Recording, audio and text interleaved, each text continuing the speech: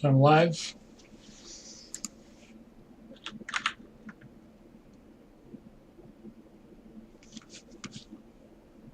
All right. So let's pick up where we left off. I made some more changes off stream. Again, nothing major. I introduced a new file, animation.js, which I moved from draw.js. And see the push function I'm replacing with a constructor. What else did I do?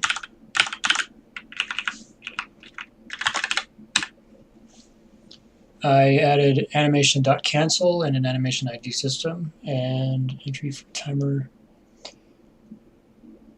and stream functions. Yeah. Okay, so that's going to be the focus of this stream.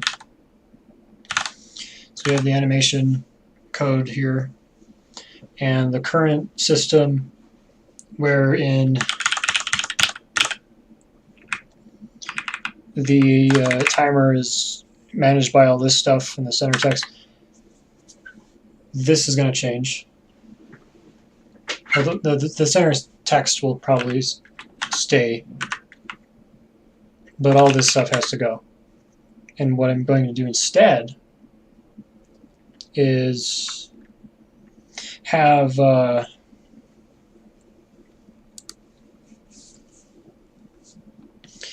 basically the timer is going to be an animation,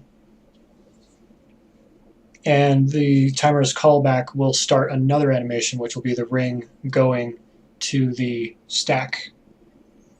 And then that animation's callback will reset things so that a new ring and timer starts.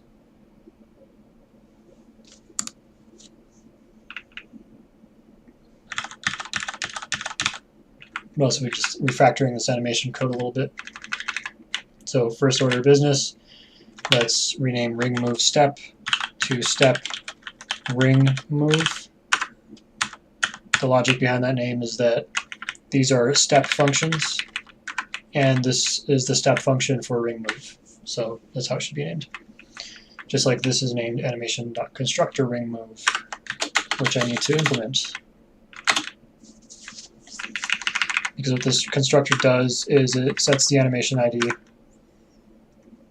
and then it calls the constructor. And the animation ID is used for canceling, which you can see right here. When this animation is finished, it cancels the animation. So the canceling allows an animation to be canceled from the outside.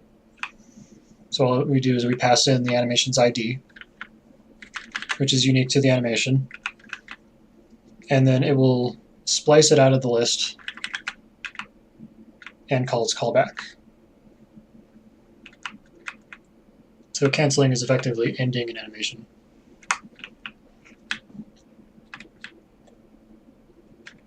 So we need to implement this new push that takes an animation object rather than just a generic object. We need to implement a constructor ring move. So let's do that real fast.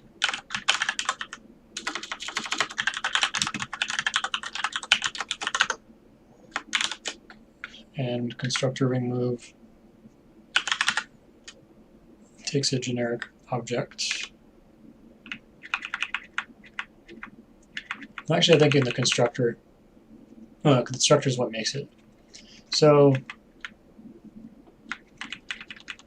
not object.animation, but this.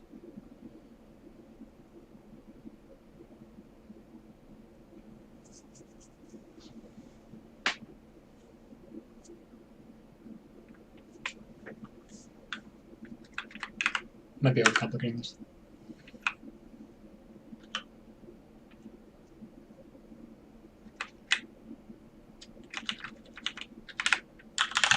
So maybe we'll explicitly pass this object in, and in the constructor we'll call it self.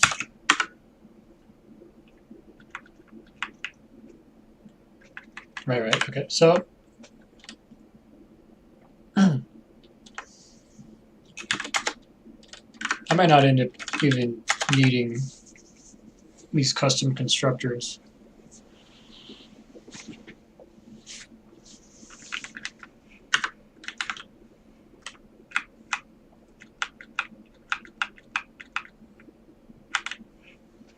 Yeah, maybe we won't.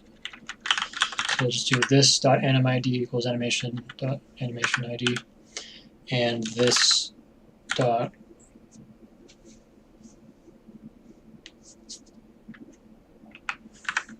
I do need to document the animation objects. So in the case of this, let's just copy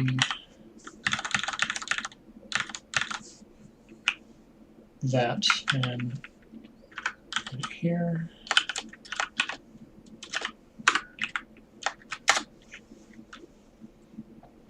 So ring move,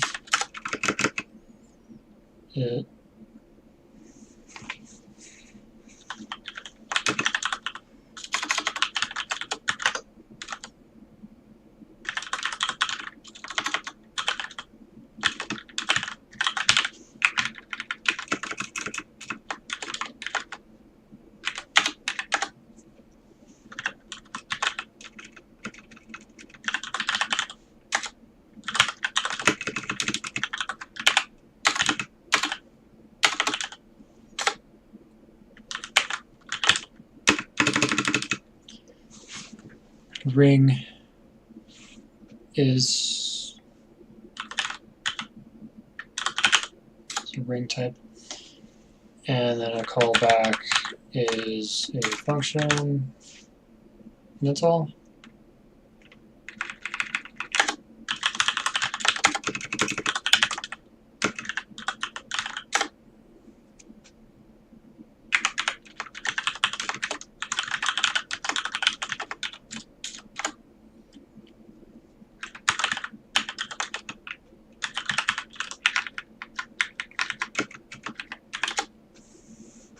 And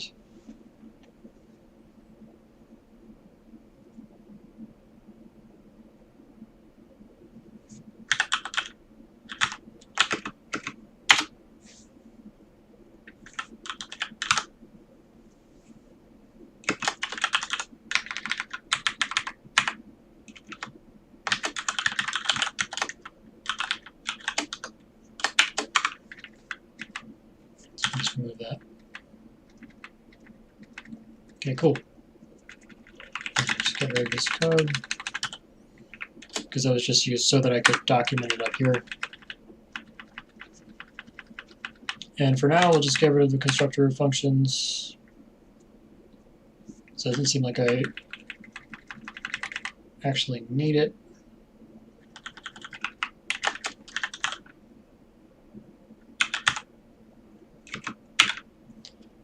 Animation.stepFNs, and we're using objects.type.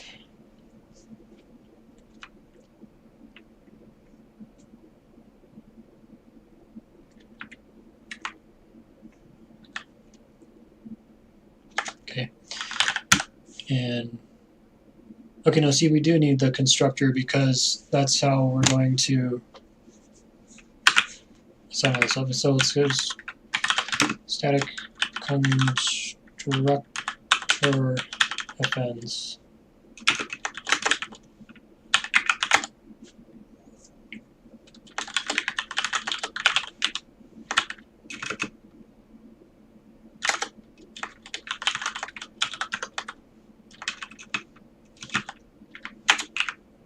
Okay, so it's going to be animation dot constructor remove.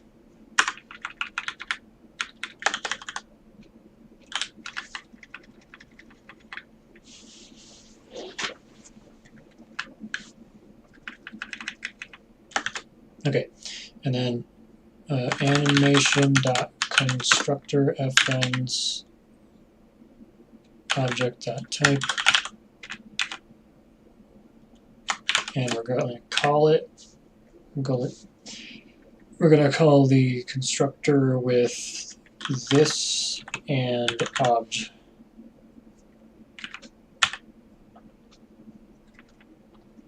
Okay, and then we have our constructor for ring move, which takes a self object which is highlighted for some reason. That makes me feel unsafe, so I'm just going to call it self ref for self reference.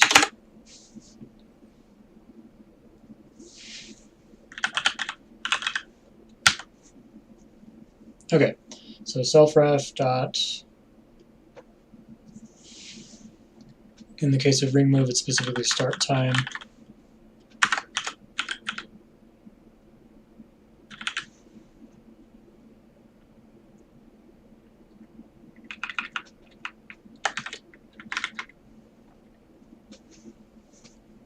Okay, so self-ref dot start time source dest ring and callback equals obj dot start time.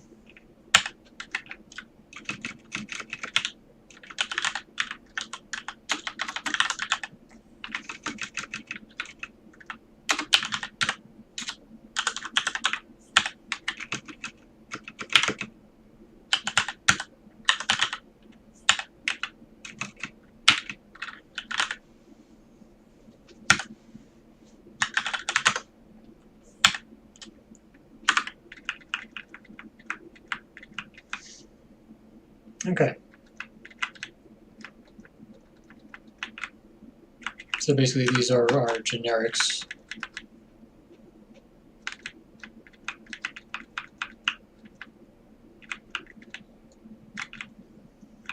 And for the push, since, okay, so this is no longer needed because this has already been figured out in advance.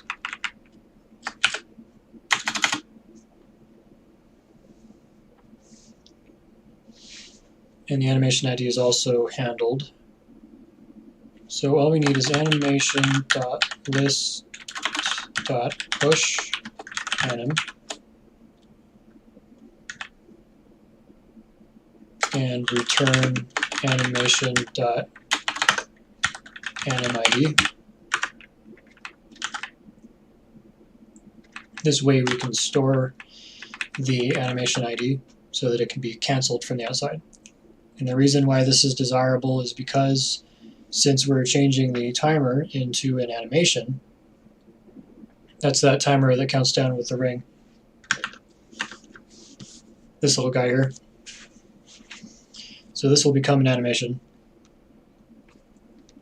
The entire thing, rendering this ring and rendering this timer and maybe rendering that too. This will all be an animation. And its callback is that it will create the next animation where the ring is sent and then applied to the next stack. And lost my train of thought.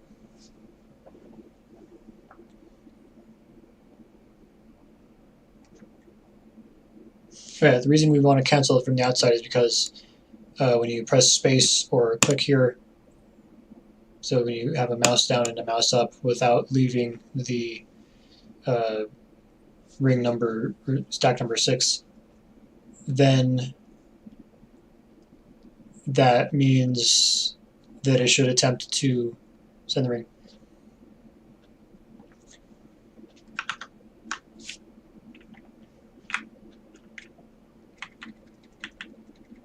So in order to do that, we have to cancel the countdown animation. Otherwise, you'd have to wait for the whole countdown. And that doesn't really make sense.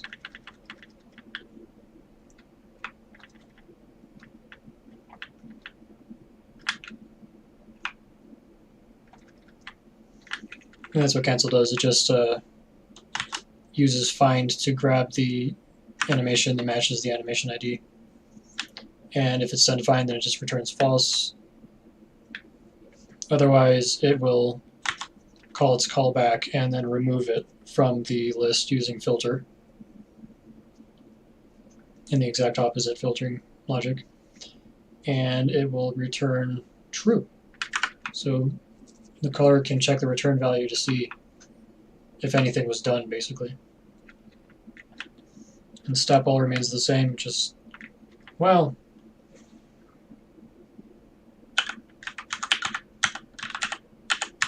no, not callback. What was it called? StepFN.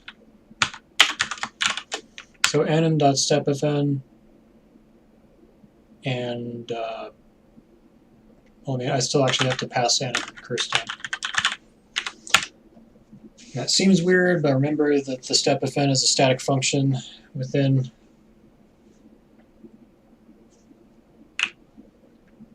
I suppose I could just change that. So that'll be one of the refactoring steps.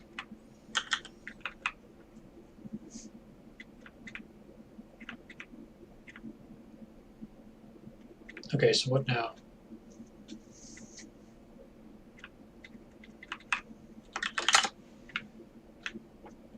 I mean, I'm here, I might as well.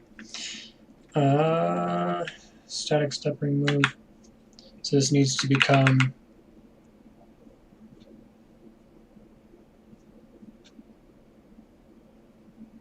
I know, because I wouldn't want to have every instance of animation to have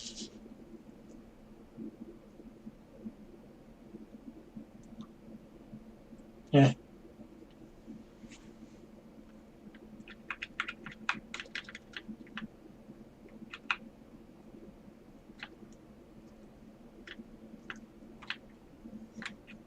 You know, I'm just going to keep this the same way it is.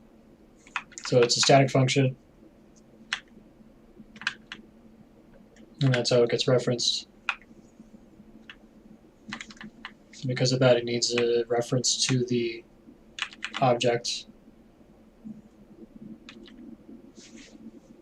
This is just a convenient shorthand for all the array indexing.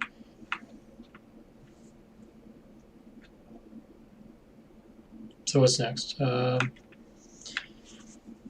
ring timer.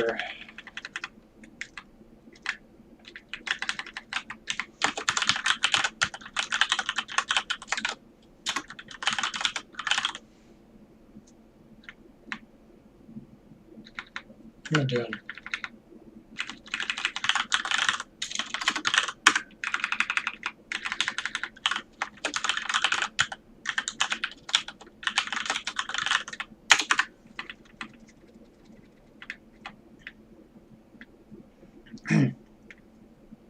Okay, so we need a constructor for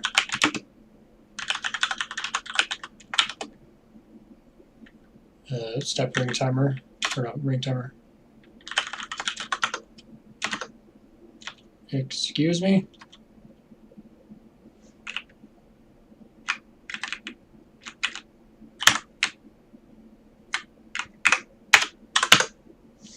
Okay, self-ref and launch.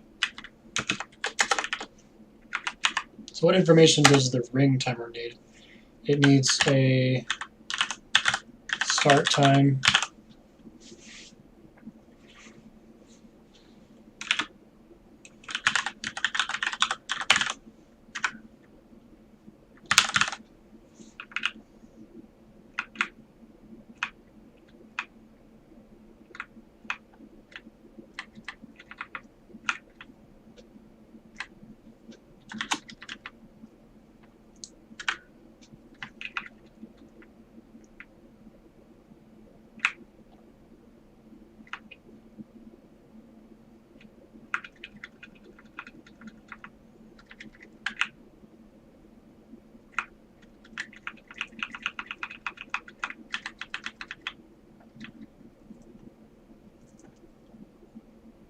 the reset flag is a symptom of a disease.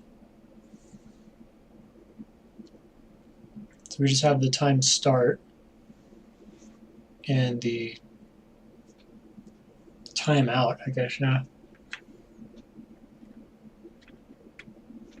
Although the timeout can stay here because the intention is to start it out at a large value so you have plenty of time, and then to shrink it as you gain score. But I could also just do the timeout as a function of the score.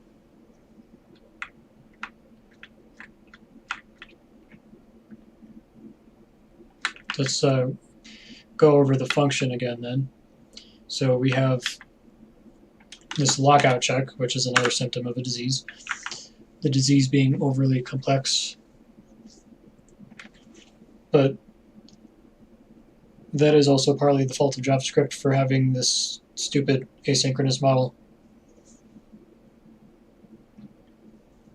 Because like you can't do a while loop in JavaScript because it will lock up the browser, so you got to use all these asynchronous functions.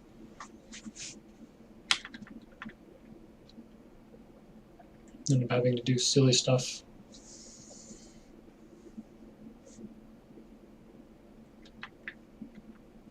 So there's a lockout, center, time, reset. So this is the initialization phase, which grabs a random stack and ring, which is I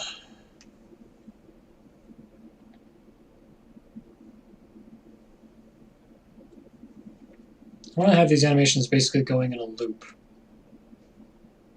So it's like they are kind of independent of the main game loop, but they are also synchronous to it because their update functions, their update functions are only called during the game loop. So they're asynchronously synchronous, if that makes any sense.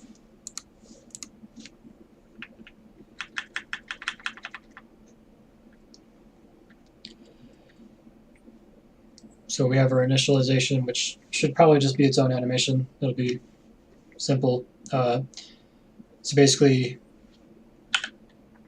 you have the startup animation, which goes into the timer animation, which goes into the ring move animation, which then goes into the startup animation. And any of these animations can be canceled early, although the only one I'm going to really do that with in practice is going to be the timer.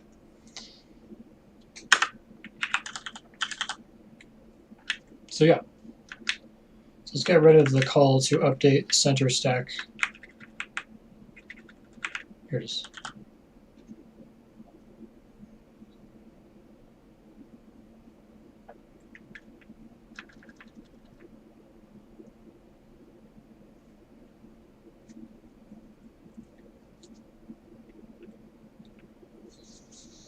So we should only call it once.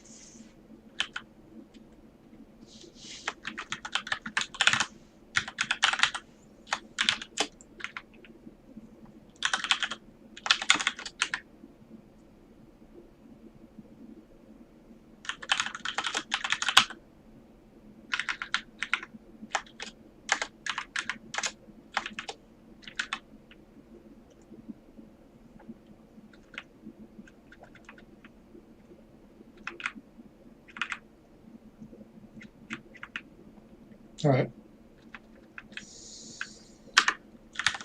So what do we need to do? Here.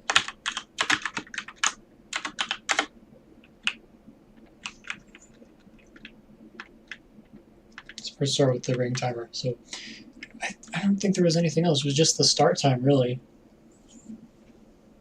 Yeah.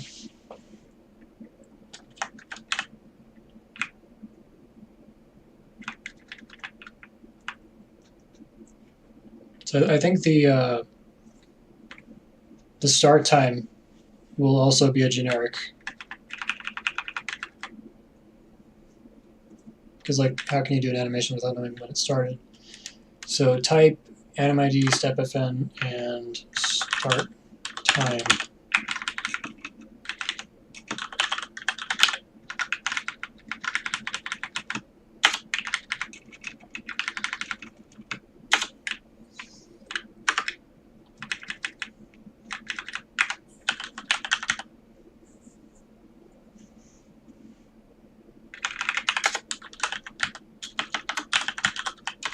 Dude. Obnoxious. So this dot type equals obj dot type.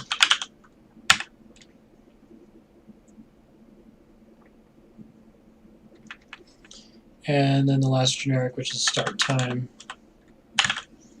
equals obj dot start time.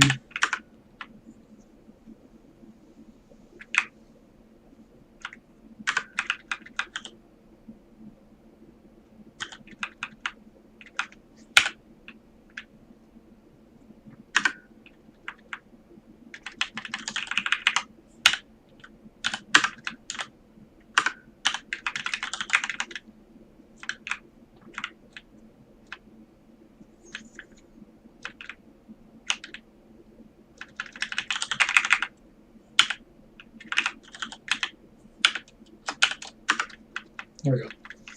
So that kind of makes it more clear that those are things that you do have to pass in the type and start time.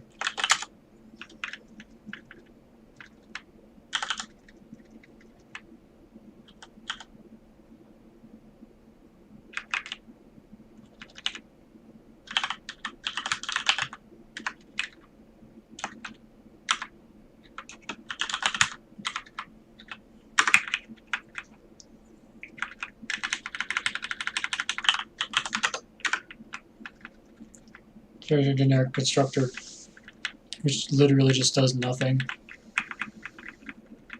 And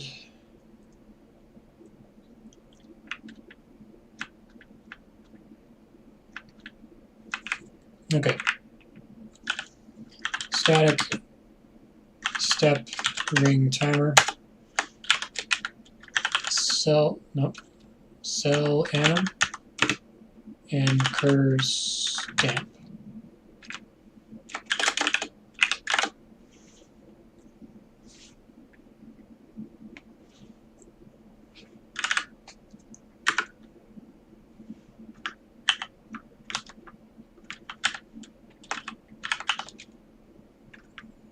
So I'll go ahead and get this on the side. So we're going to have that as a reference.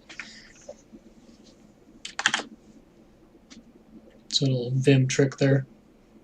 See, windows are views into buffers.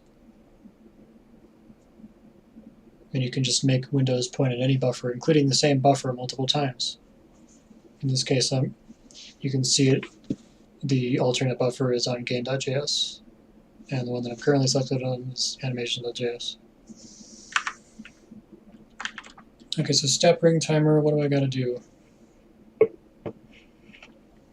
I need to take the difference of cur stamp minus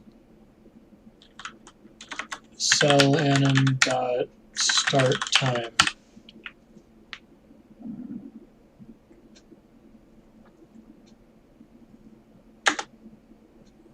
And then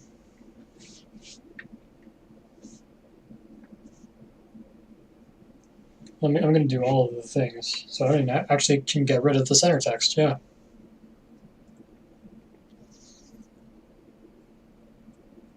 So you need to think that text equals math.floor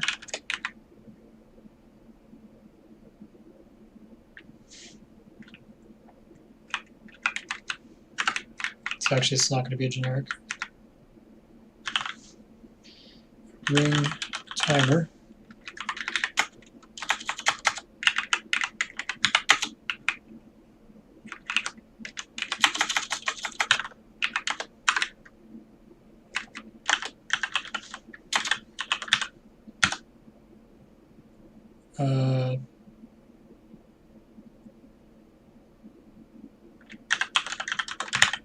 Yes, cell stack.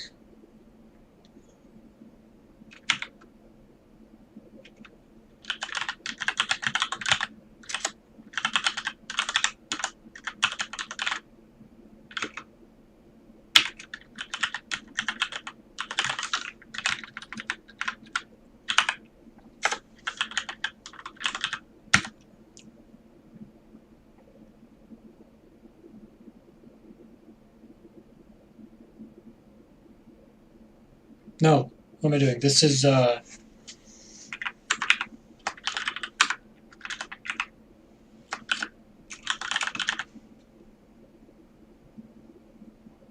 well the ring timer is needed. It does need this information, but that will be given to it by the init.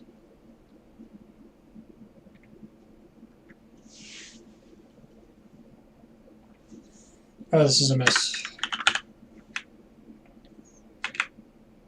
Here, let's do a vertical split. And we'll just go ahead and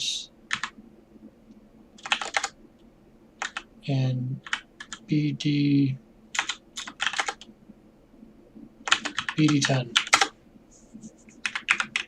That was the buffer that was created on the rightmost side. Okay, so this window up here up top will focus on update center stack, and this bottom window is where I'll explore around. So I want to look at the start loop. Yeah, the type is ring init. Ring init.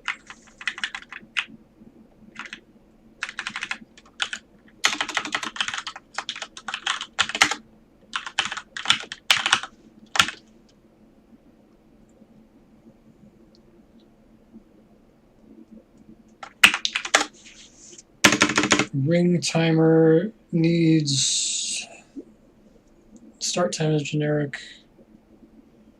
So cell stack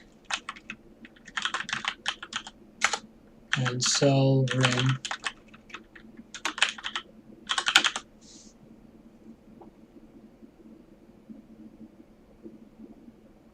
Yeah, that's really all the information it needs, isn't it?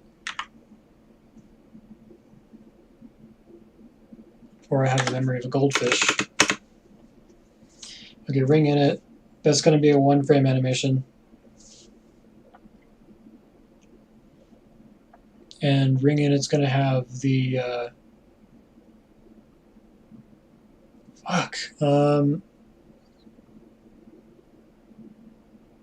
the timeout.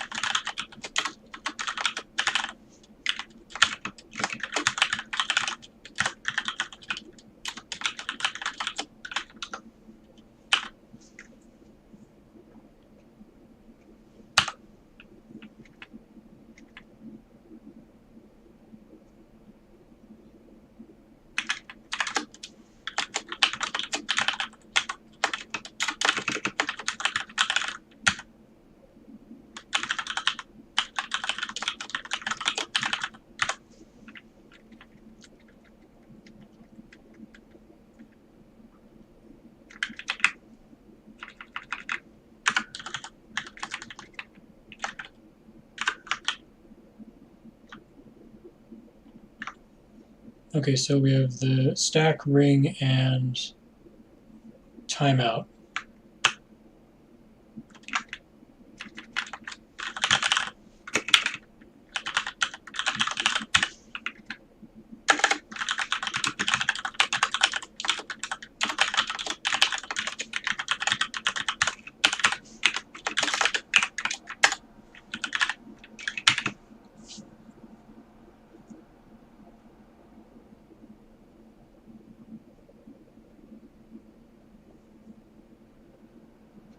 Wait, didn't I rule the timeout out? I said I could just make it a function of the score.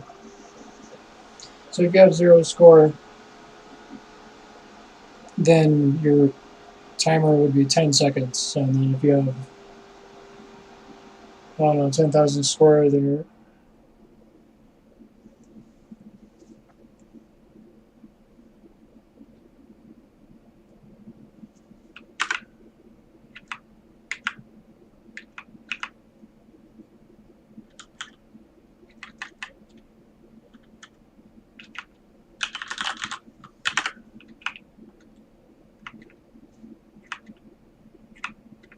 Let's see what we can do without the timeout. So I'm going to get rid of it again. None.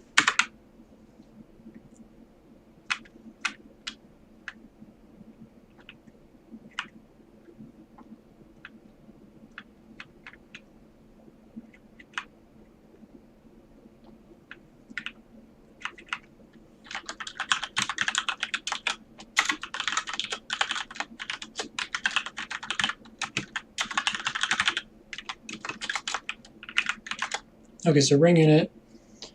This says let cell. I think you can go ahead and let that go. Close the window. Focus on this function.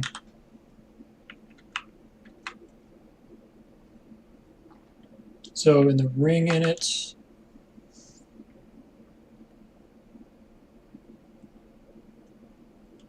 we have cell stack and cell ring.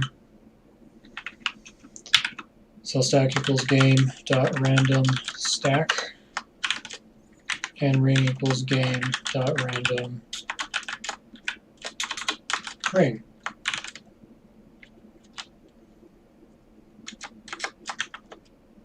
And then stack dot push 6 cell ring.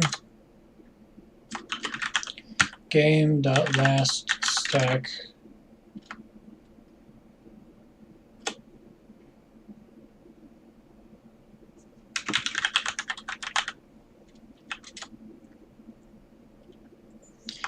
and the timer set, that's we're getting rid of that, and we're also getting rid of the time start because that was implicit.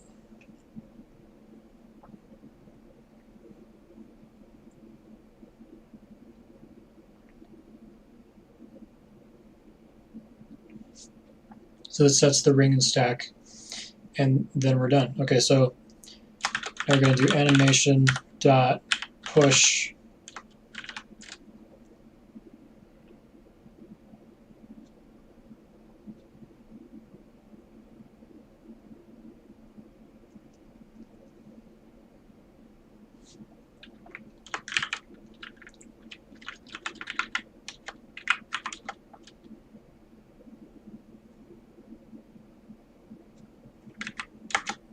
push the animation, and then animation dot cancel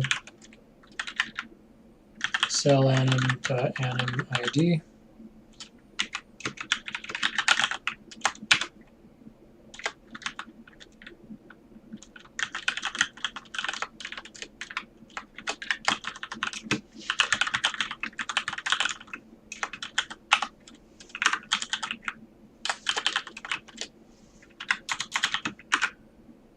I'm just going to copy and paste that.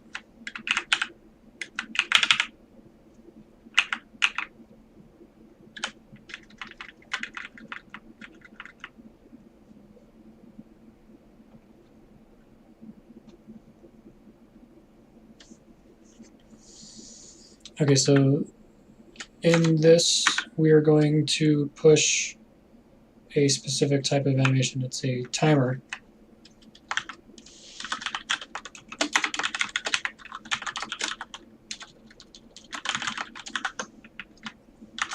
And the start time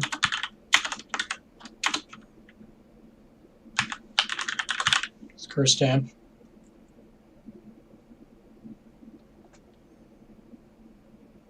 That's it, isn't it?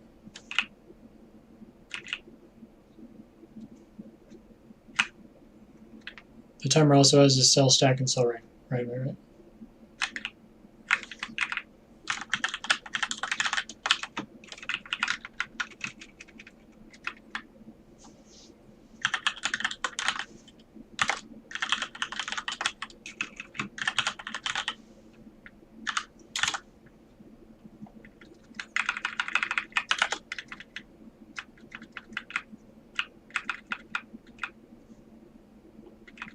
Okay.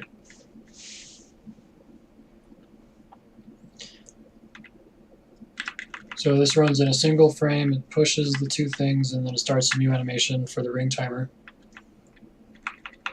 using the start time. Oh, and we need the score. Well, that can be obtained directly from the game. So now in the ring timer,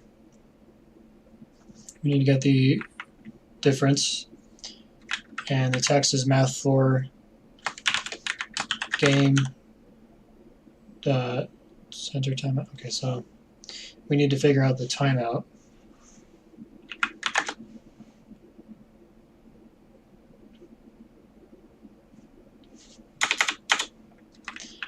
If we don't want the timeout to be adjusting every frame, which we don't, so that should be figured out here. So we're adding it back. Timeout, not timeout.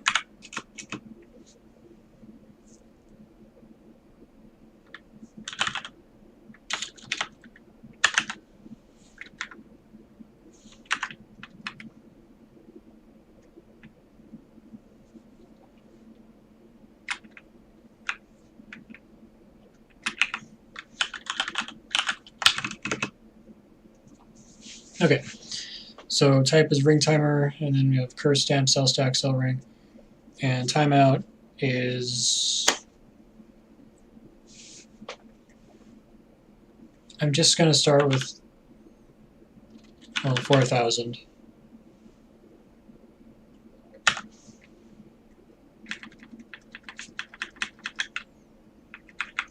And the text says not game, but cell anim dot timeout minus diff divided by 1,000.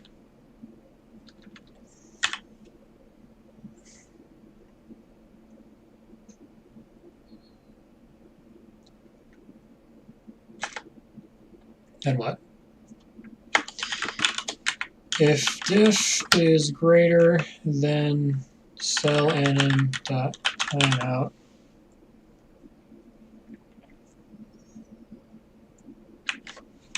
then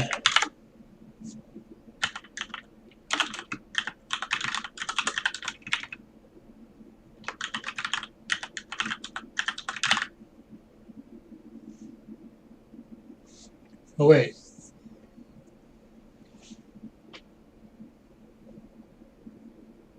What's the destination?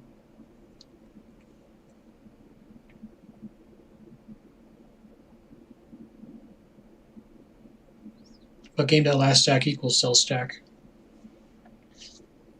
So actually, that stack is known to the animation, but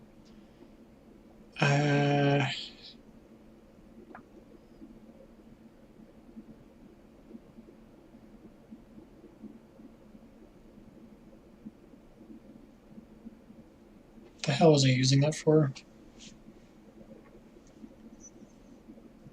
Was it just for this, or was it?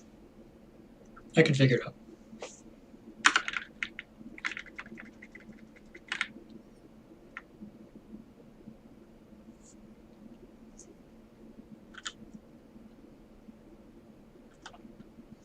So we're pushing the cell ring.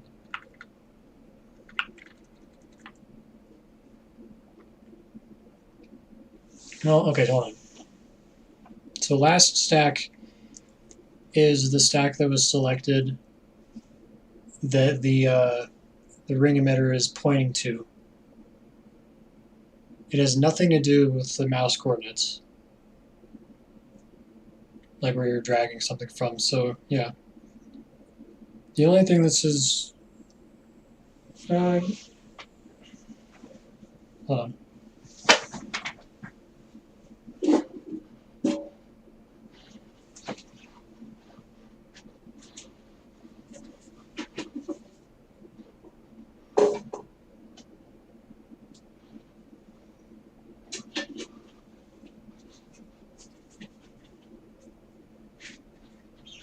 You can just hang out in there. saw a spider running around. Captured it in a jar. Okay, so where was I? Yeah, the only reason we really need to know about that stack is for the animation, so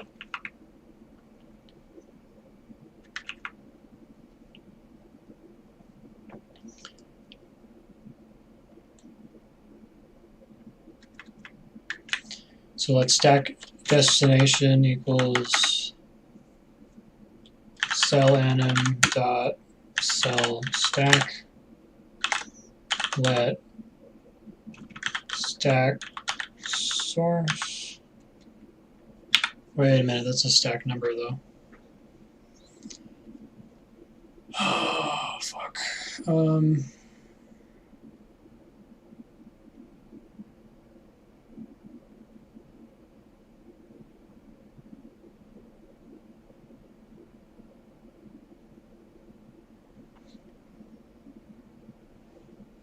Where was my head at?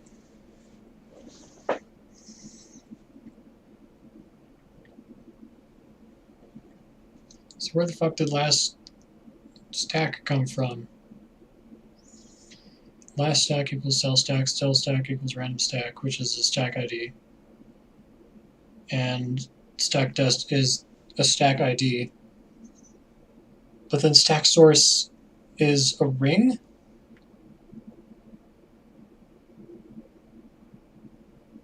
How the hell did I make this work? Alright, because yeah, see, destination is stack dest and ring is stack source.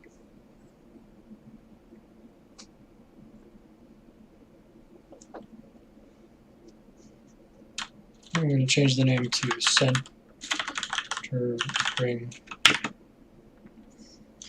equals stack dot pop 6.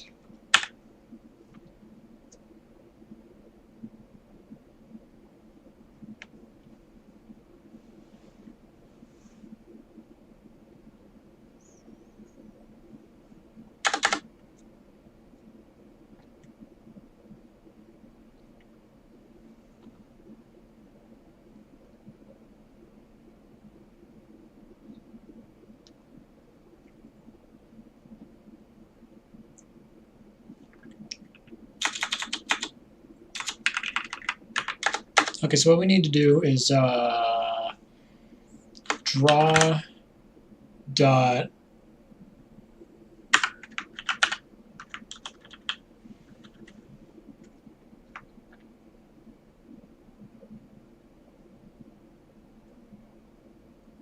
center text.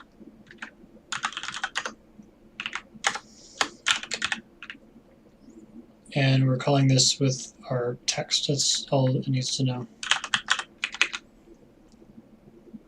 Okay. So this will keep running until our difference runs out. So yeah, it's just drawing the timer, but that's not all we need to do. We need to draw the timer and the ring and the line. So draw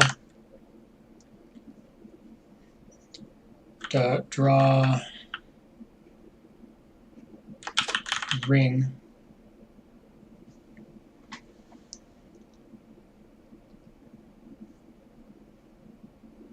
I'm pretty sure I had to draw a ring somewhere. Yeah, there it is. X, Y, and the type of ring. So we need to draw a ring at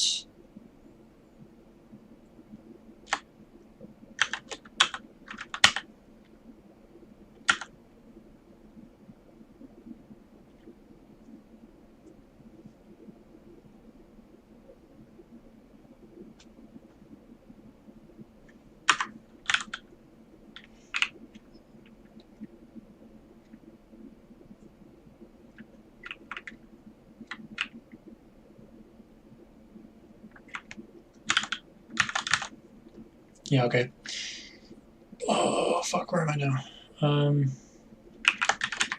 Stack.get chords. Were there any arguments for that?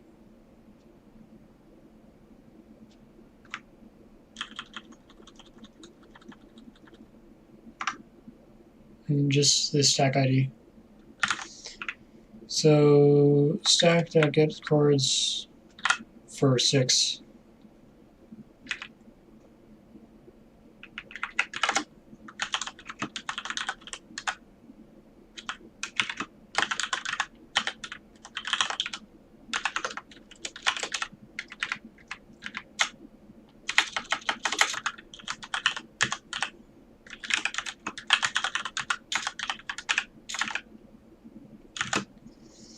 And the ring type is cell_anim dot cell ring.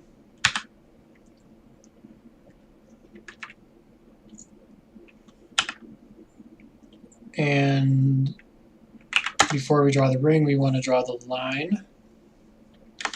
So draw dot line to stack.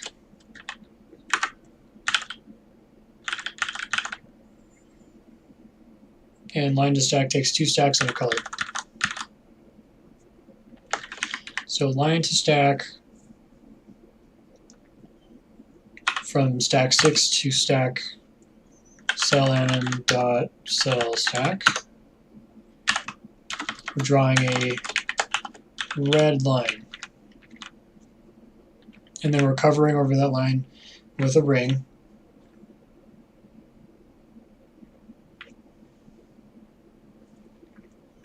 So draw rings,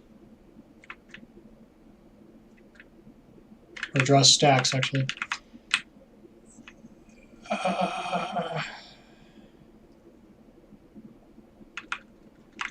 We need to exclude the last stack so that it doesn't draw it.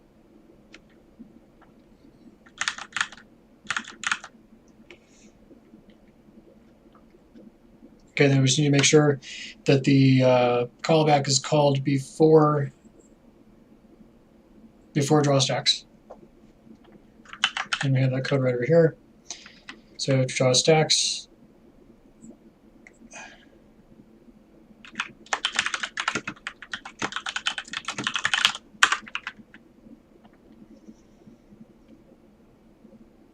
The center line is handled in the animation now.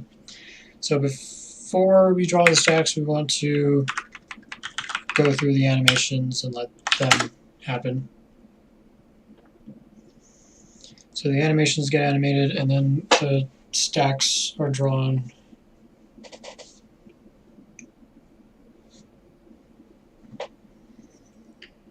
And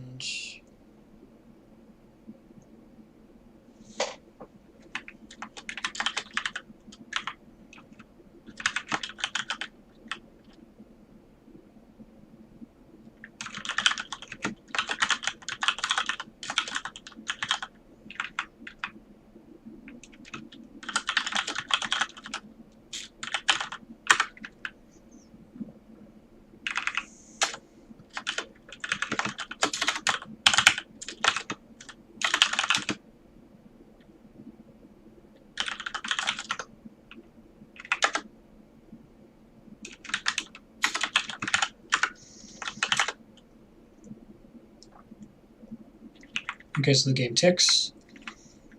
The elapsed time is updated, which I could probably just integrate into the tick function because kind of its job. So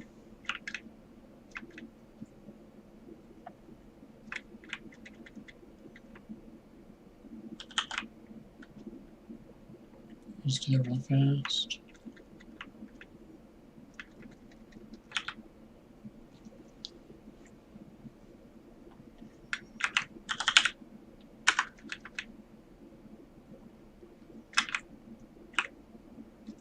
Okay, so draw clear, game tick, animation steps, and then draw stacks. Yeah, this is starting to look cleaner. So we draw our line, we draw our ring, we draw our center text.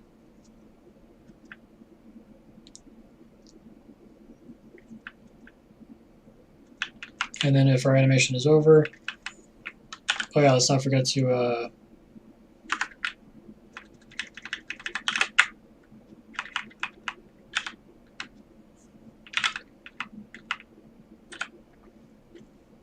Okay, so it's at this point, once the animation is run out, that we need to do this final part, which is to get the stack that we're targeting and the value on top of the center stack. And we're getting rid of that stack lockout. And we don't need to update the text because this animation is ending. And we're pushing a new animation, and that's really it.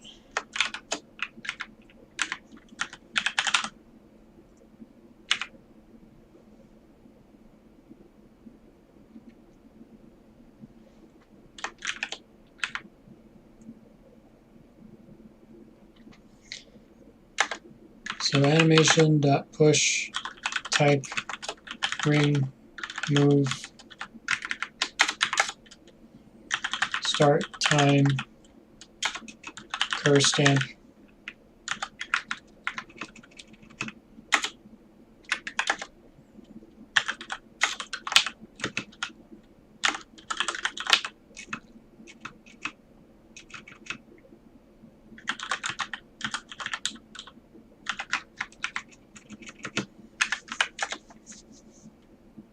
ring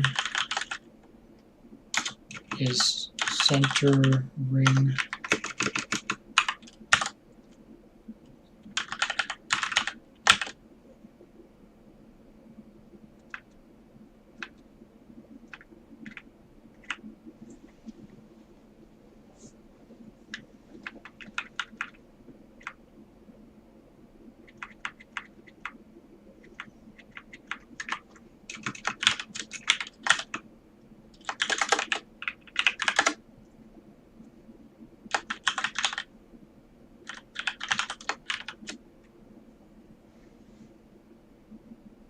Okay, so that's information that we have.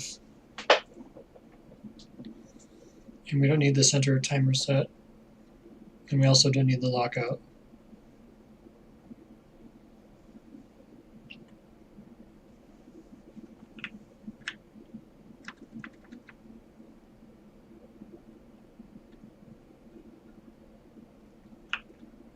Just make sure in the cancel function that it does actually check the callback.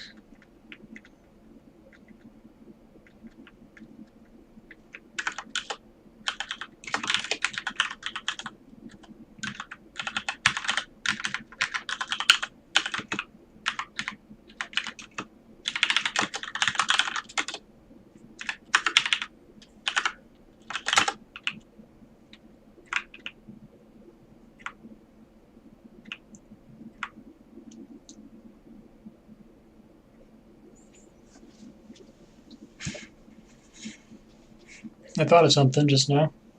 So the callback can still be useful to us. Instead of manually killing the animation from inside the animation, what we can do is have the animation step functions return true or false. If it returns true, that means keep going with the animation. If it returns false, that means stop. So then it becomes the caller's responsibility, i.e. the run all, to then cancel the animation and call its callback. So we're going to do a little bit of refactoring.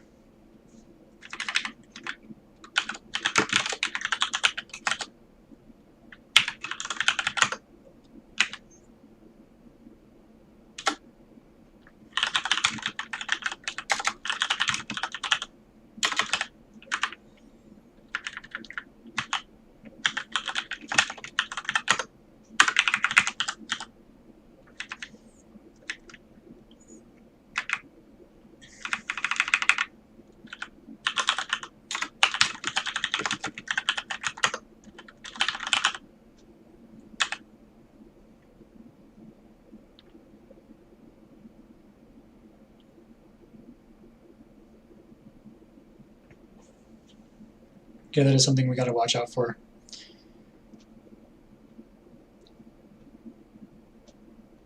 That pesky cur stamp, which only exists in these functions.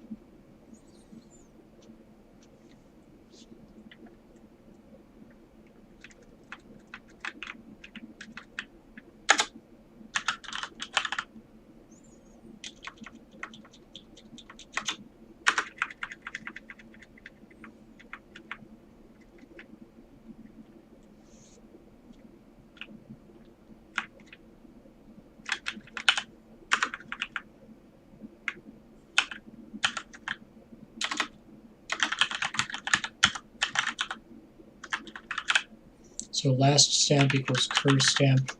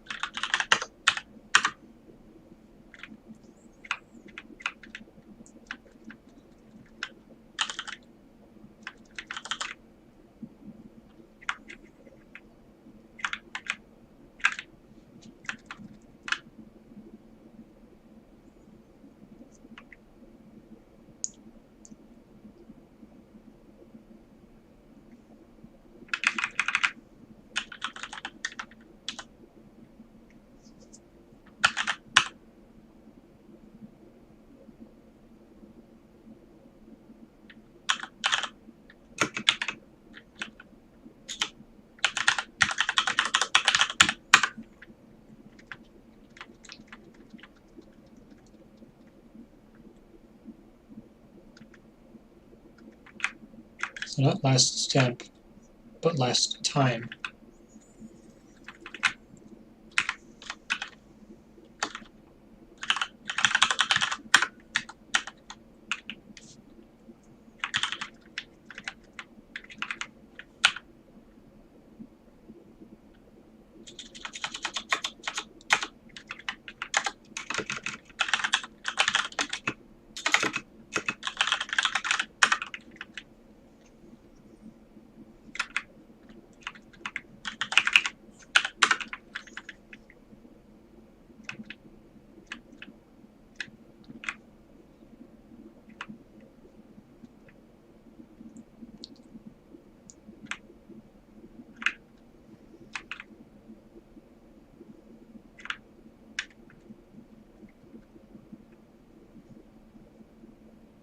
Okay, so we do have a time route. So self ref dot timeout equals obj dot timeout. Was there anything in the ring? No, none.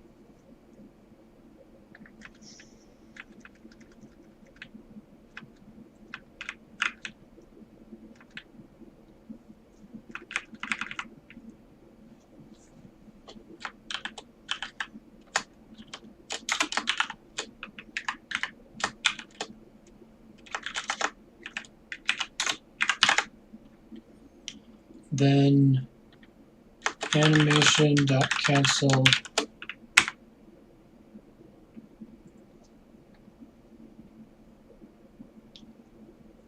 anim dot anim ID.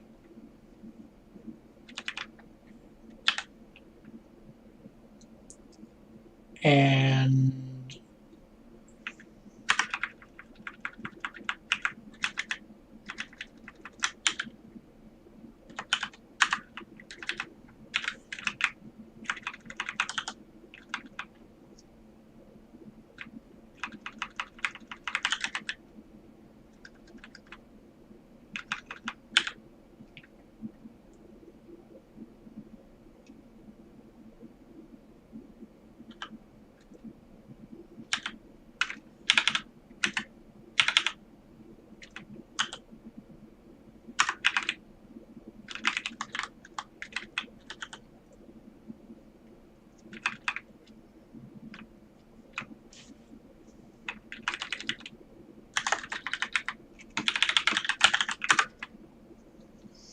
okay, so if anim step fn equals false, then that means the loop is over, the animation is over.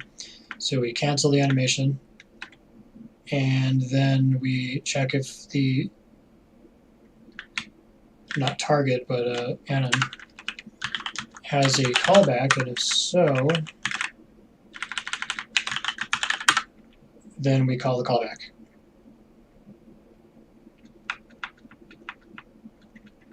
Which it should, because I'm going to move all that code into the callbacks.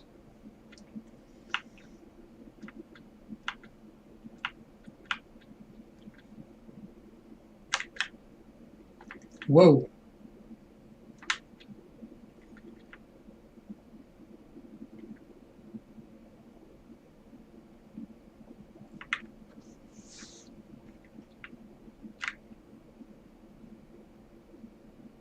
Got lost for a second there.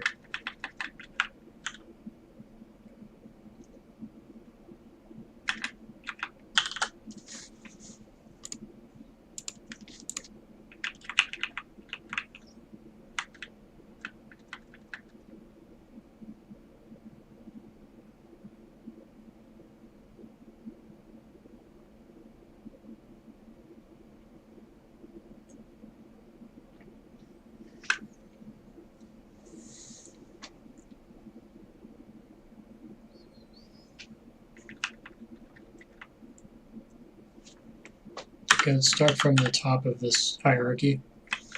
So at the first stage we have our ring in it and start time.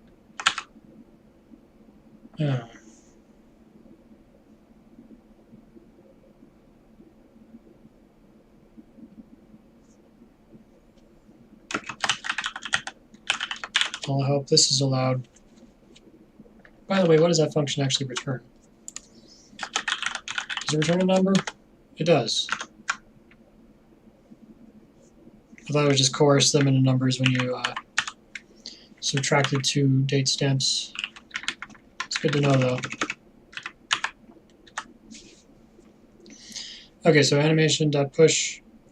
We have our ring in it. Date.now.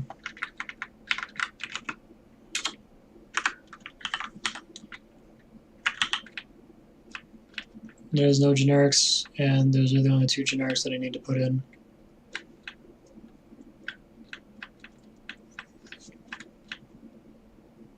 We do need to give it a callback, though. Where's the callback?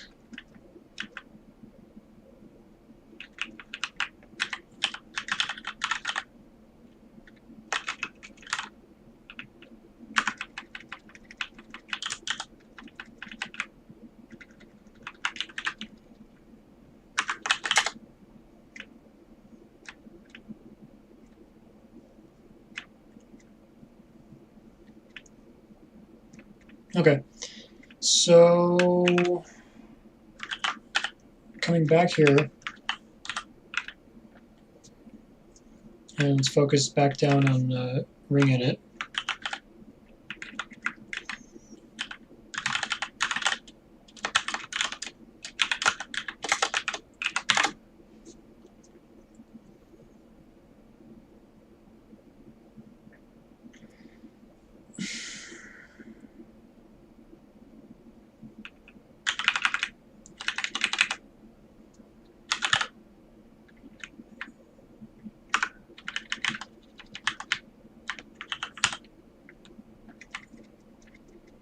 Yes, let's call the callback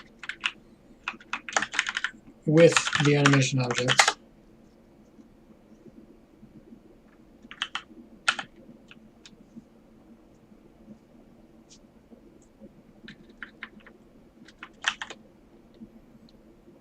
And for the callback on step ring, on ringing it, it's gonna sound like a frog there, ringing it. Ribbit. But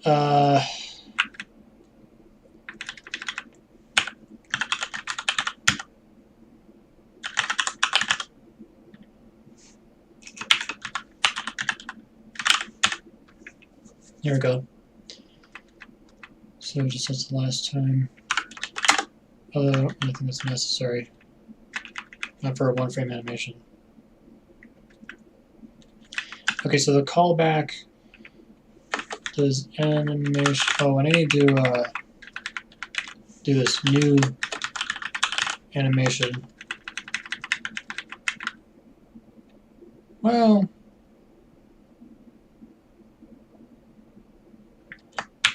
yeah, what the hell?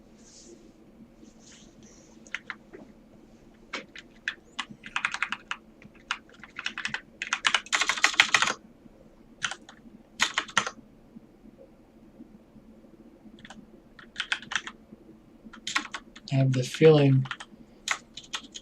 feeling that I'm going to get a reference error at some point saying the animations does not exist, and then I'm going to have to look for here.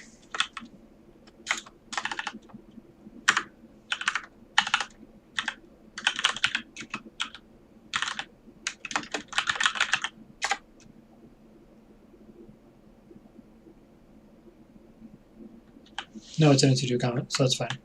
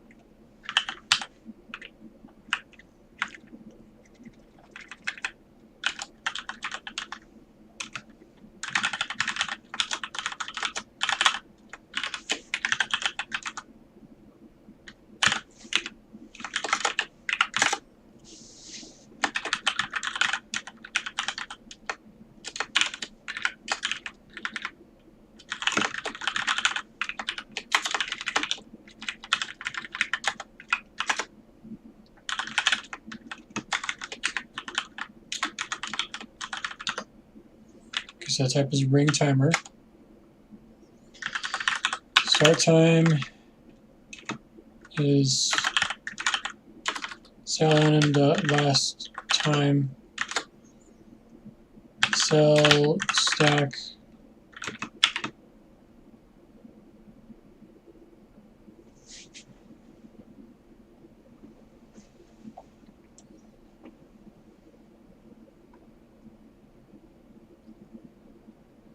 I'm just going to set the callback to null and let it do its thing.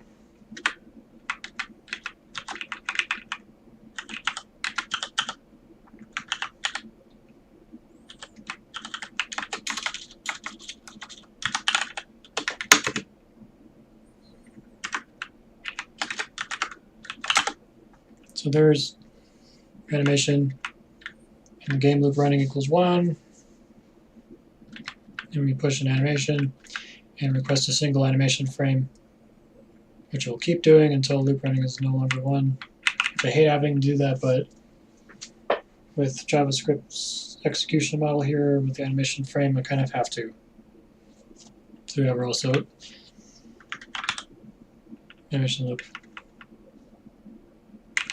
So step ring in it will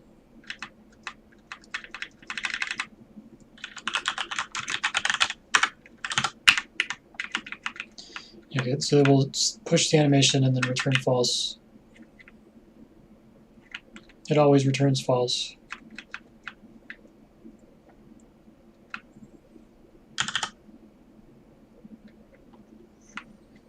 And then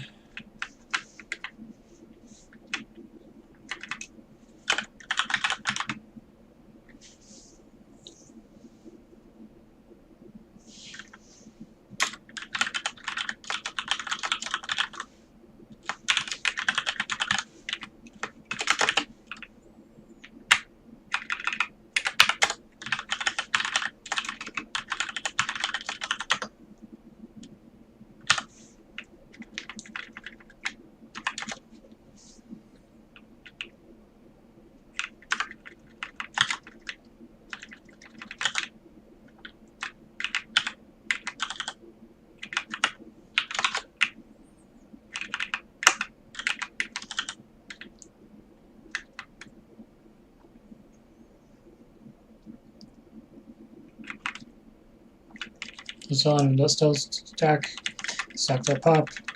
Type is ring.move. Oh, and I need to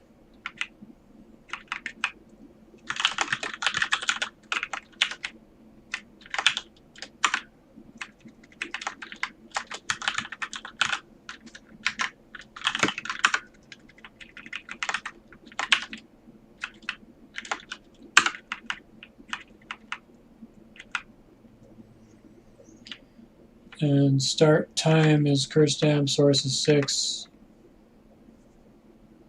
Okay, I don't have a curstamp. We have cell_anim.last time.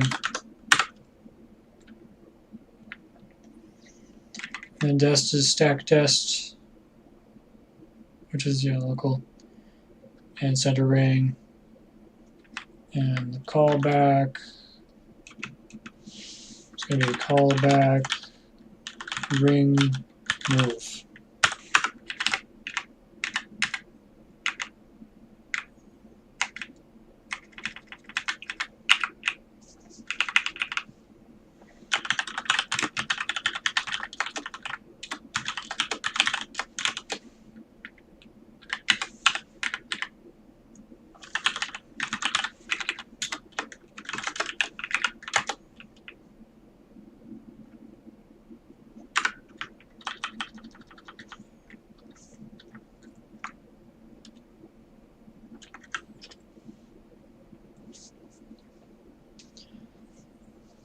Okay, so all ring move has to do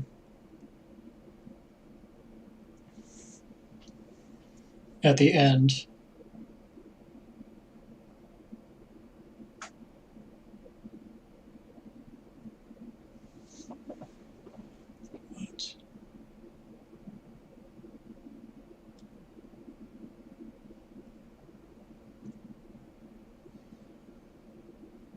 oh, it's right there. Okay, so stack push cell anim dot. Okay, what's stack test?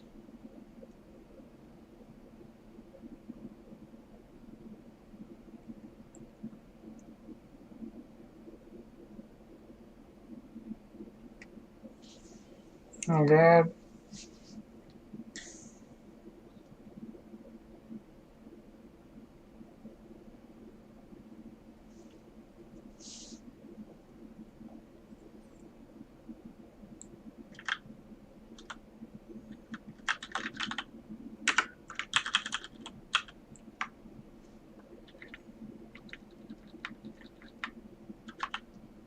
No. We have dust.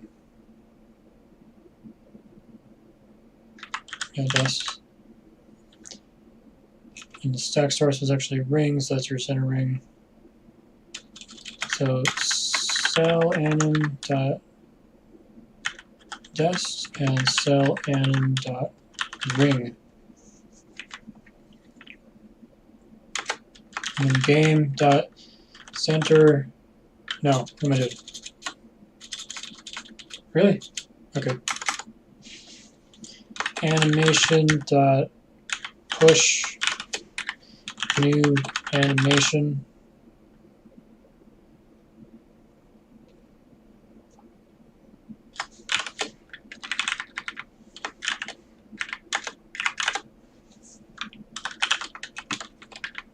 Ring init, not reong init. Start time cell anim dot last time.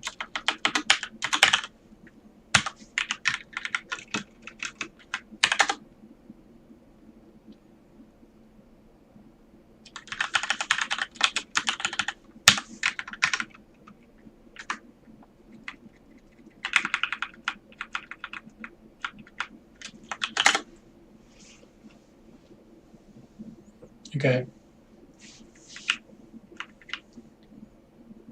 It's a little bit convoluted, but it's what we got.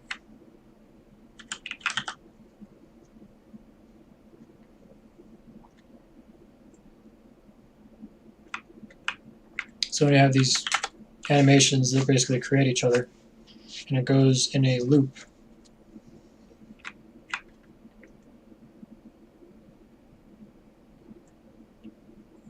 And our reward for doing all of this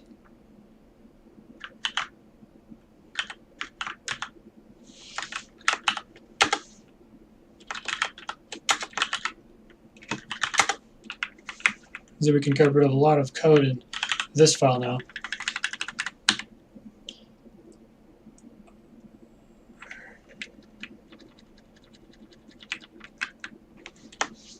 So last stack, for example, yeah, it's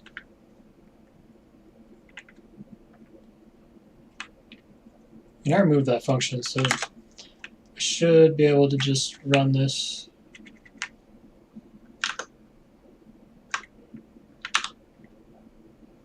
Callback ring timer is not defined on line 116.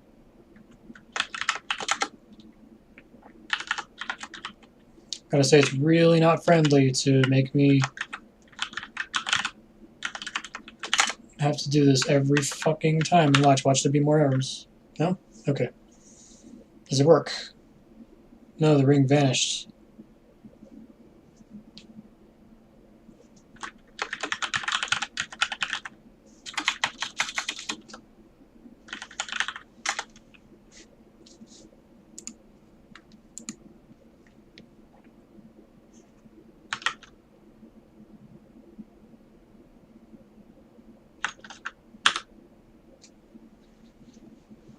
It is.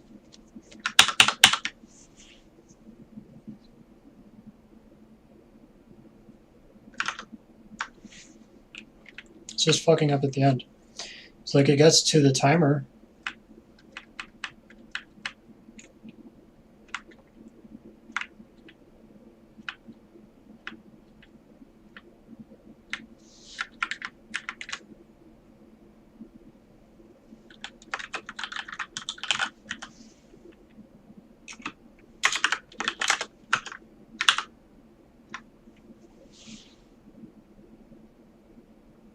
The fuck?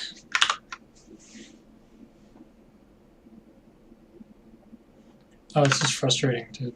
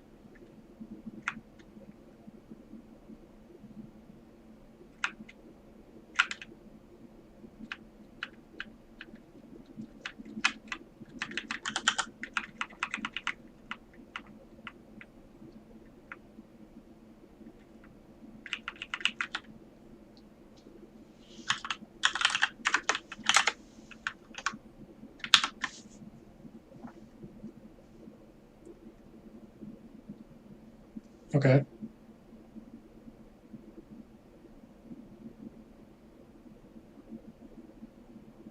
Yeah, there we go. And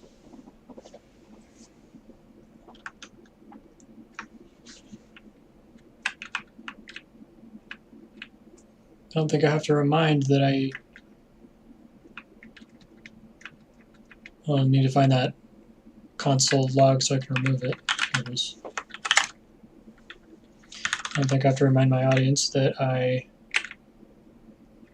removed that function, the update center stack, like it's nowhere in the loop.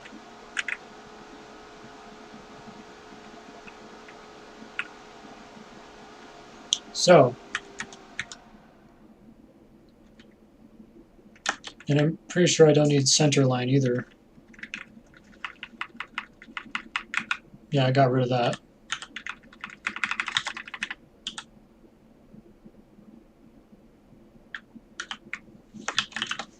Just make sure.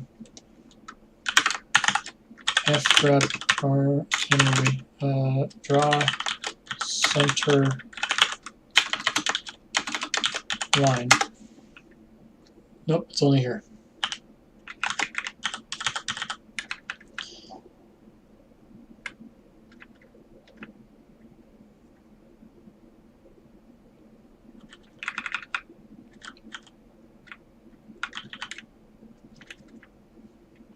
Okay. And you can see it running in the background still. Now, I don't know if I've solved that bug with the animation frame somehow freezing the browser.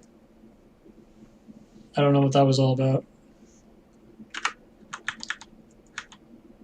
And so we have game the last stack, which is only used in center stack. So I can get rid of that.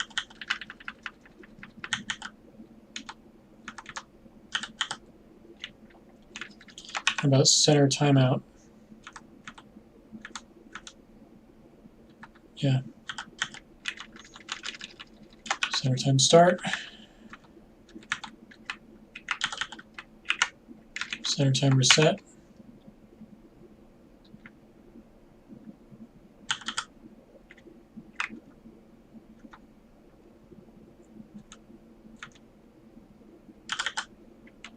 Center text. It's used in center stack twice, yeah. And update center stack lockout. Beautiful.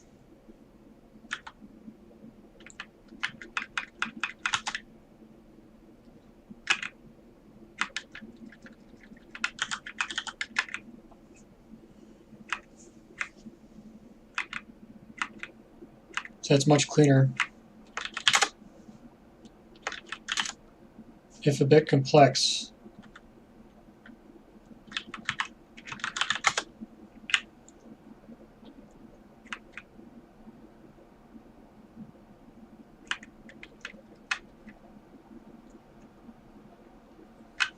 basically we have the class for animating,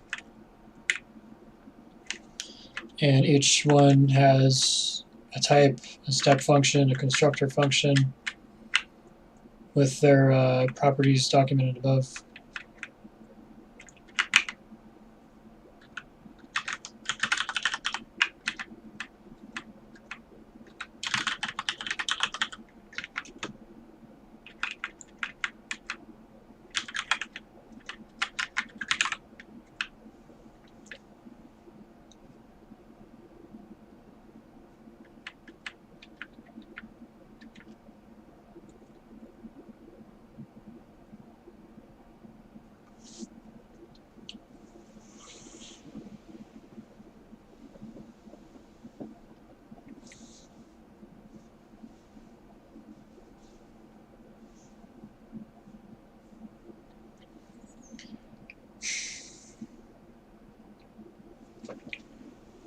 There's one problem.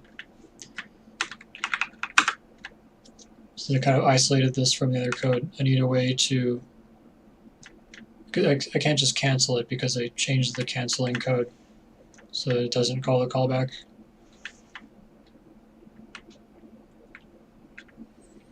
What I can do is in the step function for the ring timer, since that's where we want to have an interrupt, we'll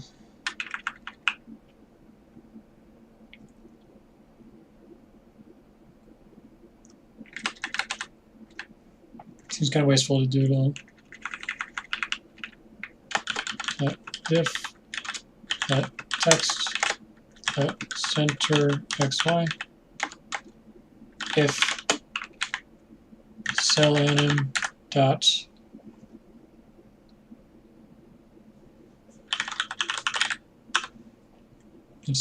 interrupt, then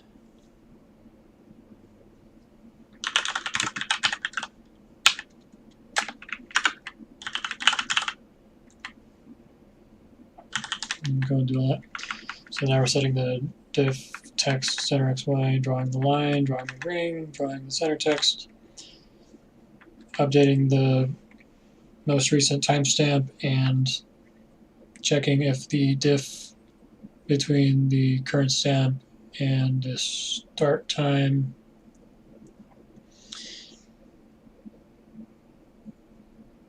so if it's exceeded, then we return false. So the interrupt is my way in. Basically, when I want to interrupt this, what I'll be doing is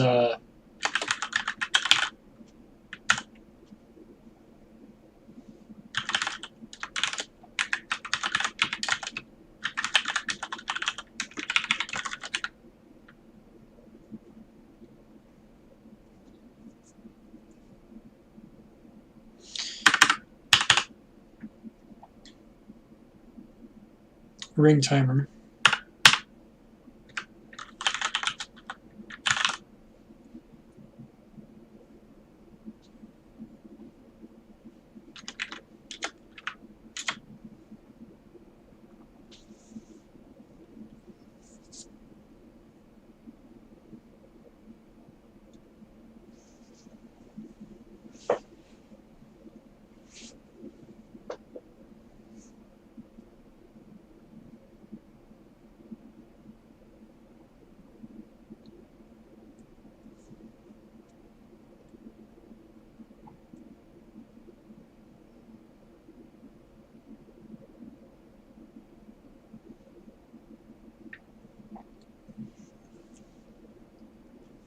Just thinking that there's a possibility that this will be undefined because,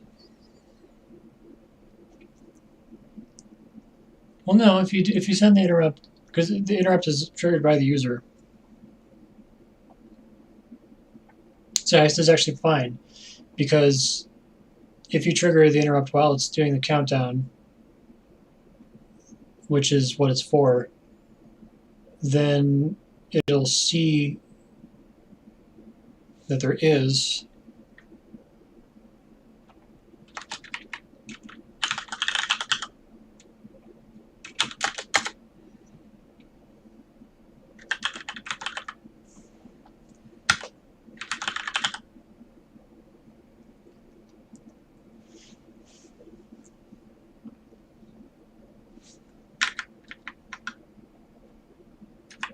no, we don't need to do that.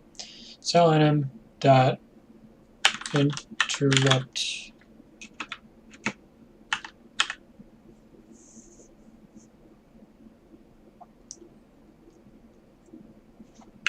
so to do here is how to interrupt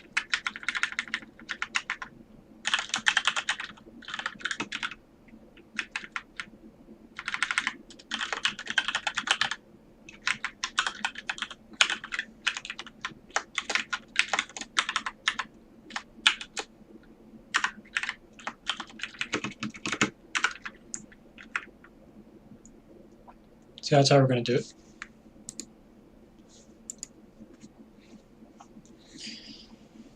With cell enum dot interrupt equals 1, and then that way when the next time this function is entered, we'll have that cell end interrupt, and it'll return false, ending the thing early.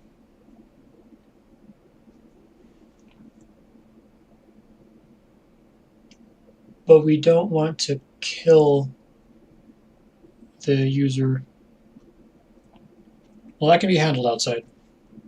So to do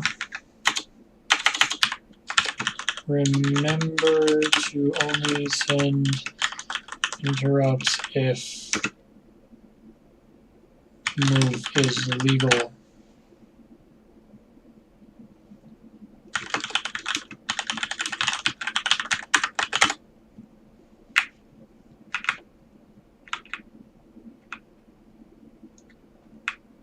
And so is my way in.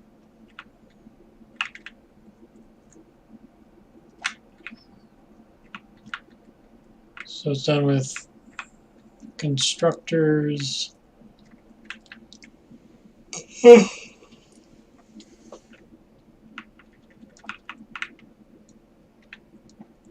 Constructors, step functions, and callback functions.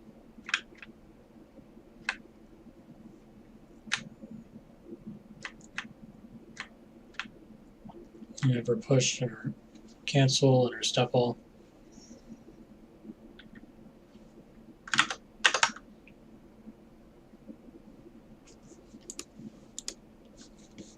And see, I don't understand why it does this.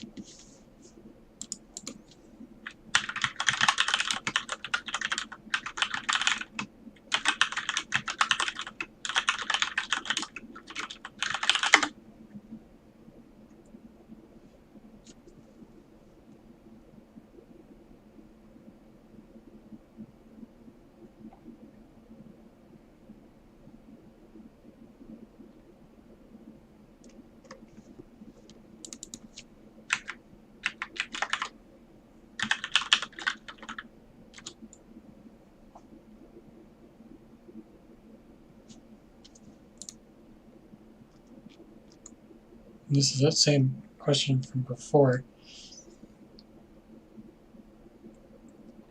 My problem isn't that I'm requesting animation frame over and over again, because that's clearly not happening.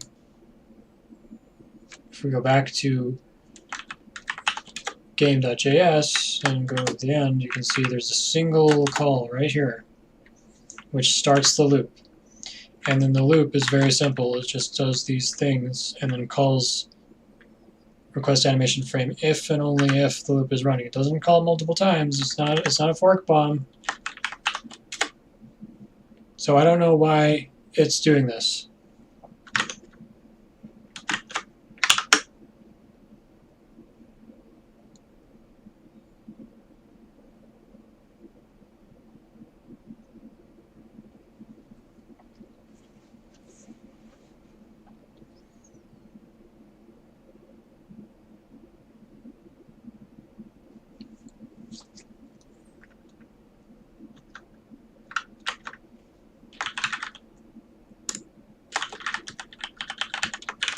Anyways, I also wanted to add a pause function.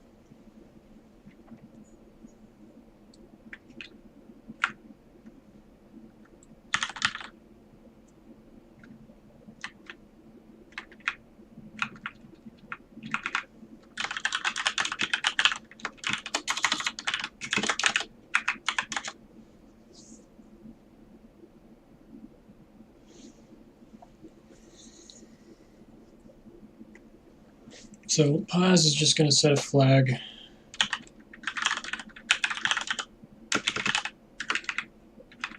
And on the loop,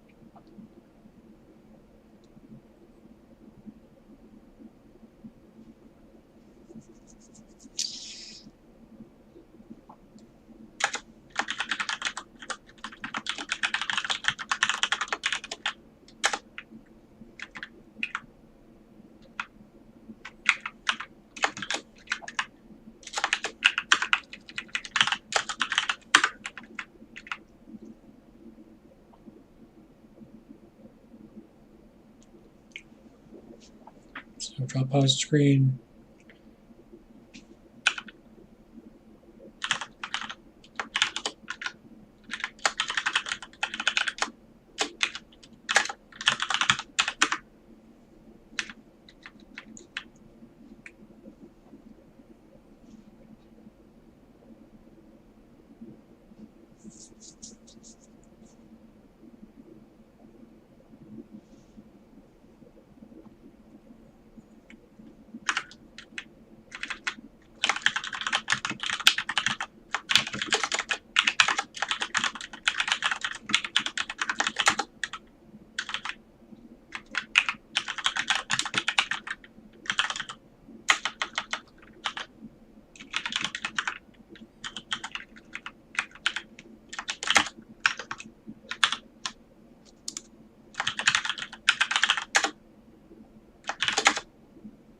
Of course, this is going to cause an error because I didn't actually implement the drawing function for that.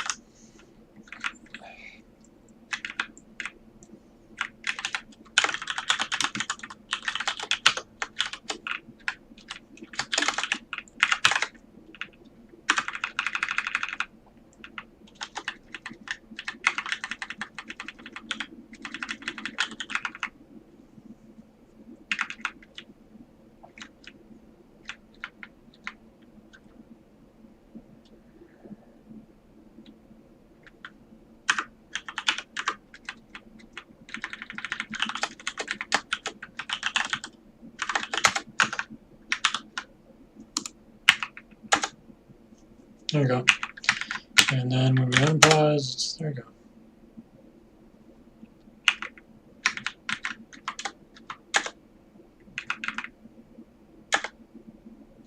So that's not right. So maybe let's not allow it to tick.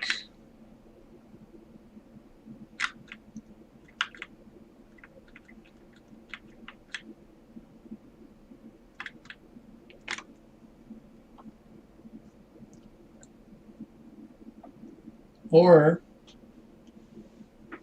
let it keep ticking, but when the game unpauses, add the amount of time that the game was paused to the start time.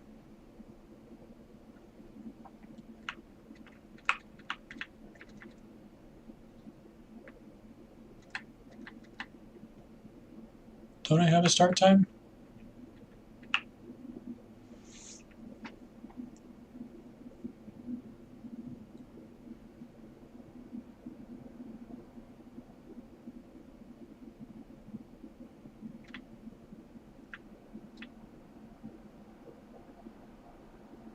Okay, let's see what happens if I just don't allow it to tick.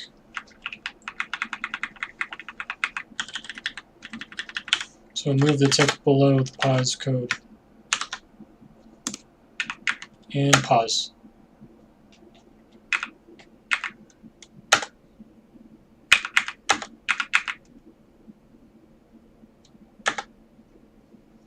Let's see the timer. Okay, so watch. See, it's 17.15. And we'll just wait for like a few seconds and watch the timer jump up. 25.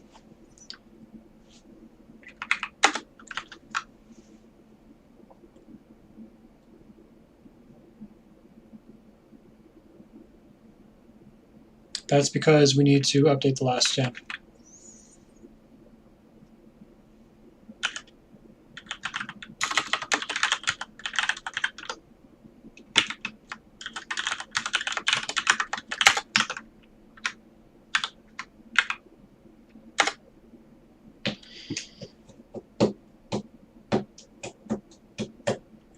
Four, three, two, one. Unpause. Okay, that's not.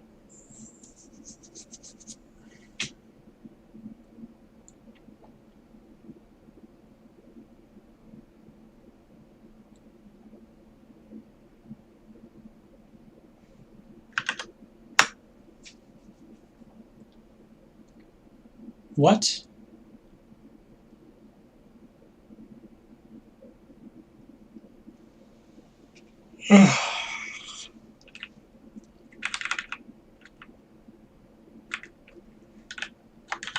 Game.last stamp equals date.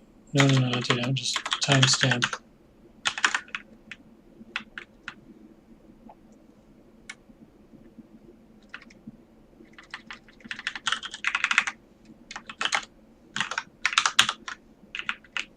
Pause. 1002, 1003, 1004, 1005, 1000. Hey! What the hell is different?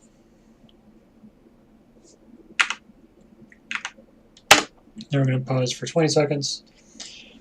2004, 1005, 1006, 1007, 1008, 1009, 1010, 1011, 1000. We'll just use this live timer instead. When that hits 30, I'm going to resume the game.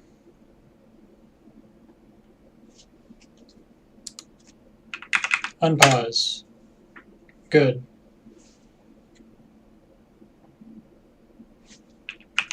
Pause.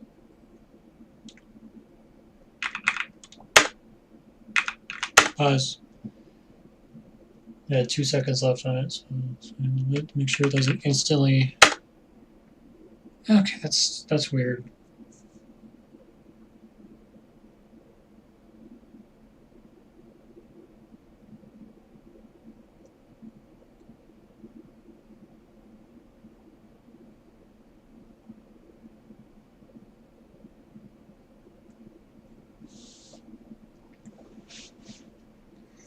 I suppose I could go through any animations and increase their start time by T delta.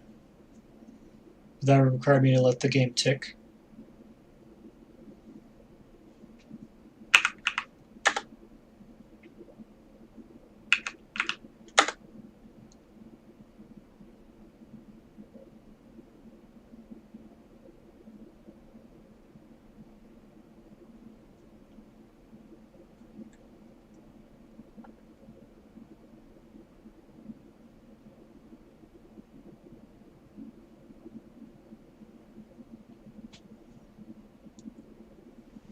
So you're likely to pause during the timer, because that's the animation that lasts the longest.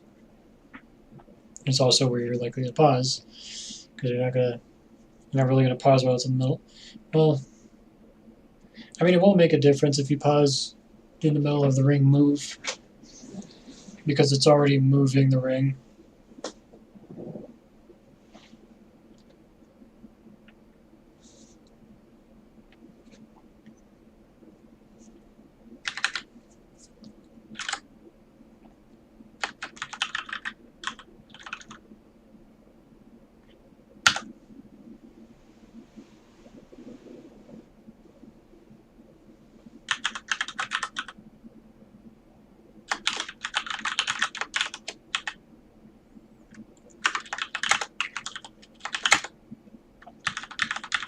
Yeah, let's just restart the animations.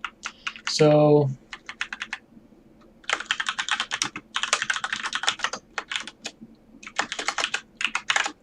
what restart animations is going to do is animation.list.forEach function anim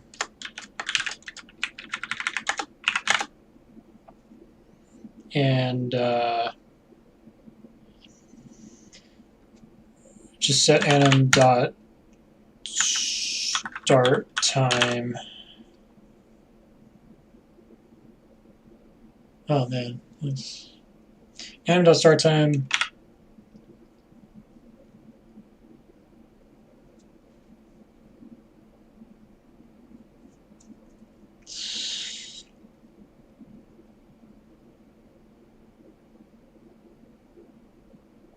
Because apparently we can't use date.now. It's not good enough for it.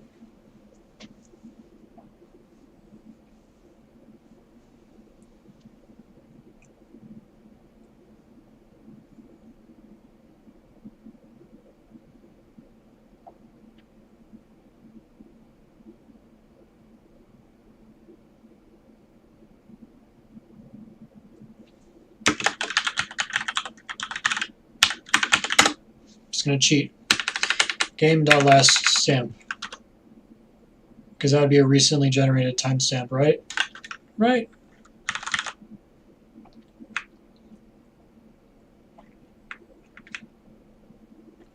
Yeah, the last stamp is updated during the pause loop.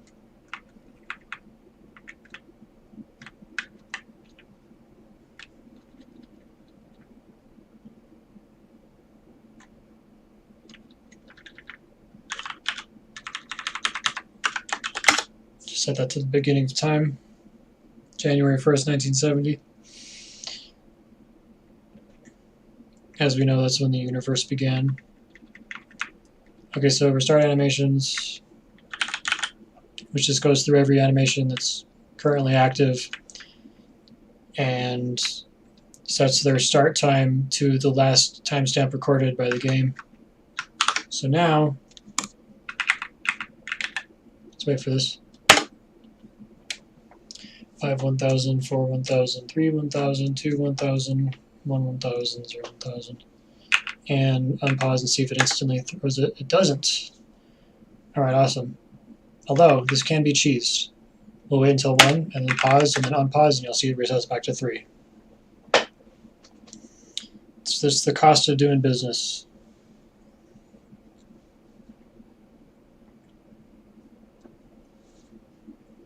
Business transactions.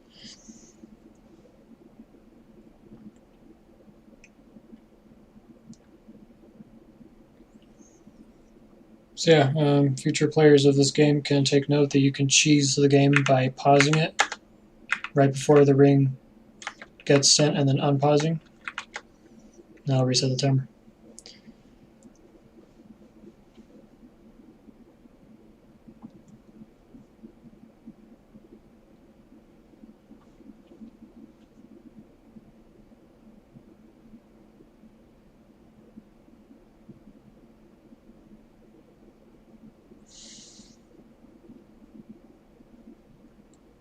Though I don't know if this game is going to have future players, considering that it seems to freeze quite often, and I can't figure out why.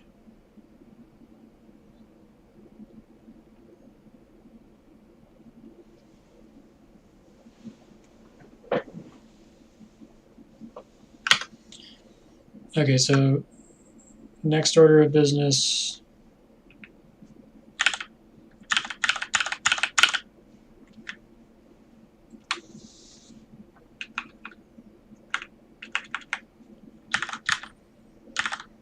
Is in input.js and keyboard.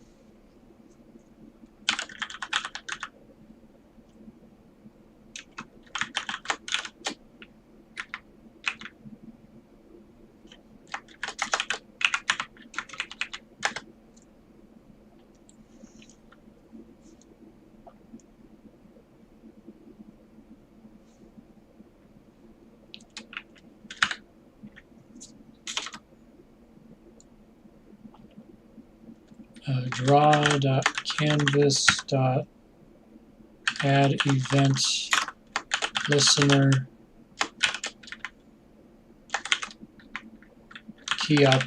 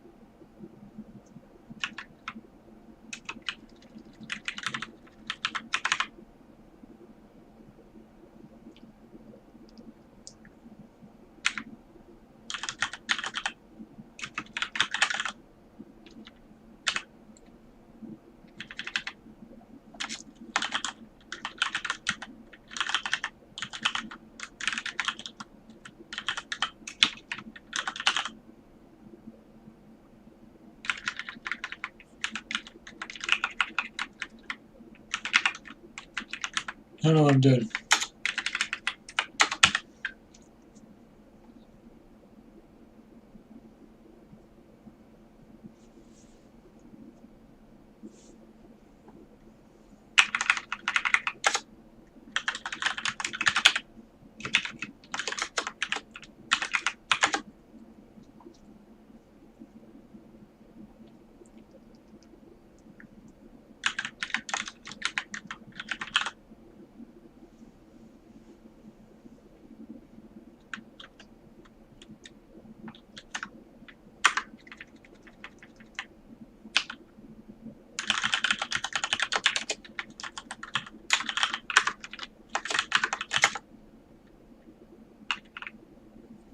Okay, so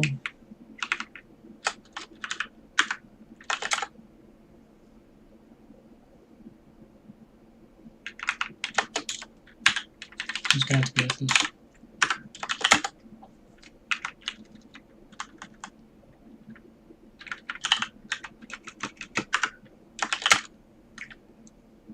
Read in main.js to keyboard.init.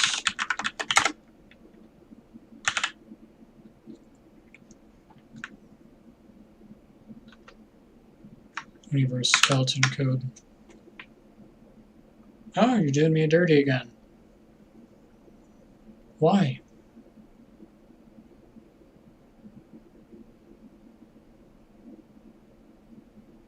I wonder if it'll do this when that is something I need to do. I need to register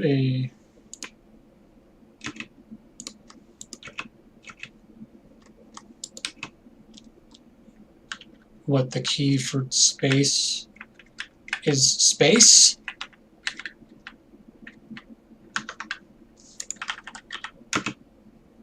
Oh, that is so dumb. What? Anyways, let's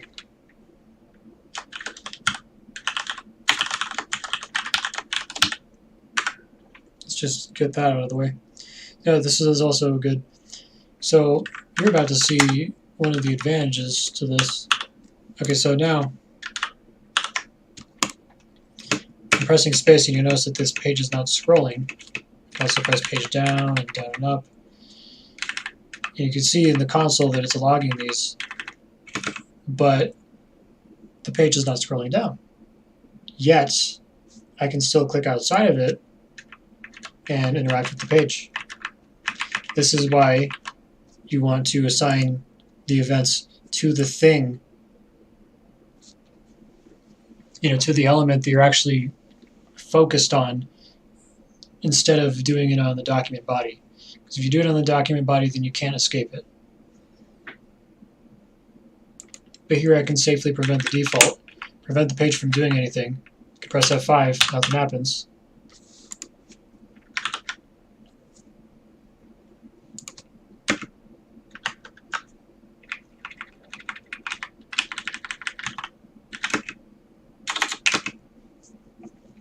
So I'm probably not going to do any key combinations. We'll probably just do mappings like that. So space, which is apparently a literal space, is going to be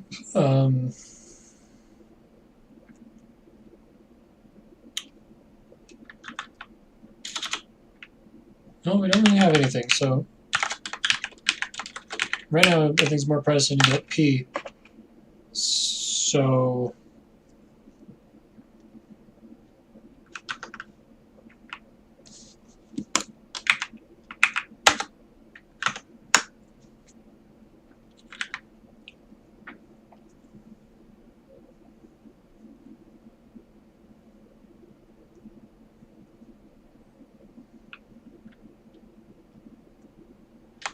keyboard.toggle pause.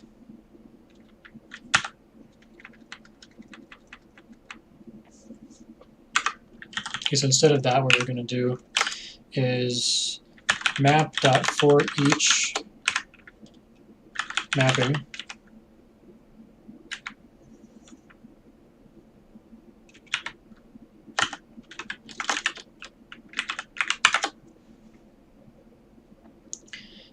And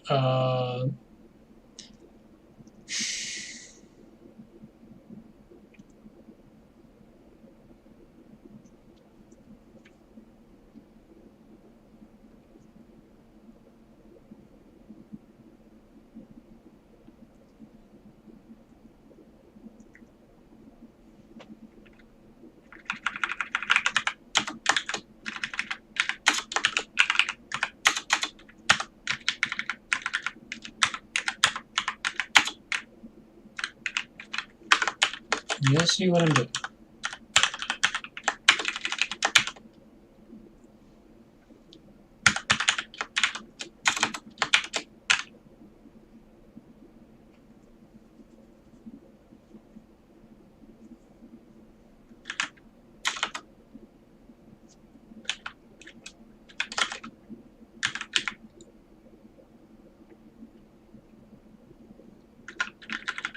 No.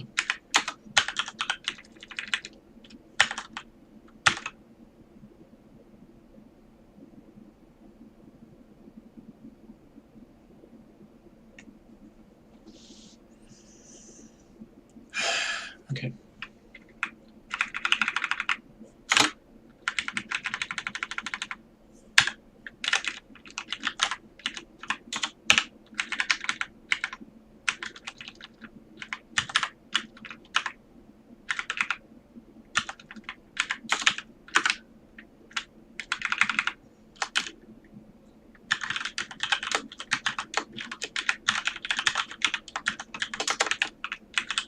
try it again. So for each mapping, we're going to check if mapping 0 is in keys down, right? No.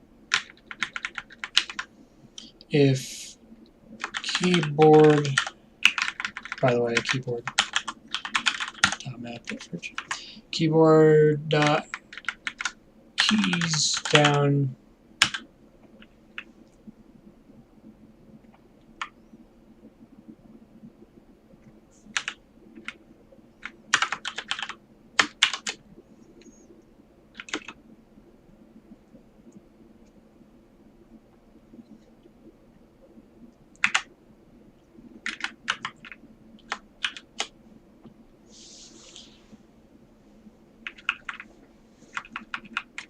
maybe just so I don't have to deal with all the drama.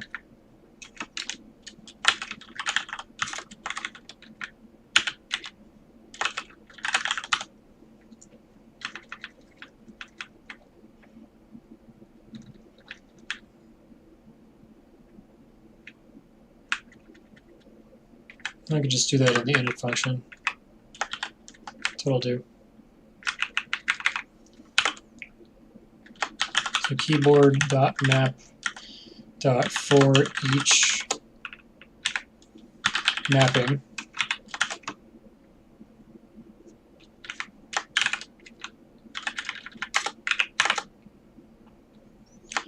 keyboard.keys down mapping 0 equals false. Or false. There we go. So now we're just initializing them all. And now when we go to check for this, if keyboard keys down mapping, so we know that it will exist. If keyboard keys down mapping, keyboard keys down, and we're selecting using mapping 0, which is the stream key.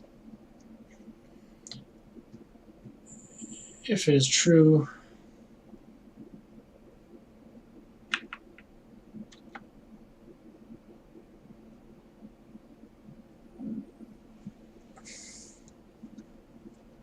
you really care about the mappings, so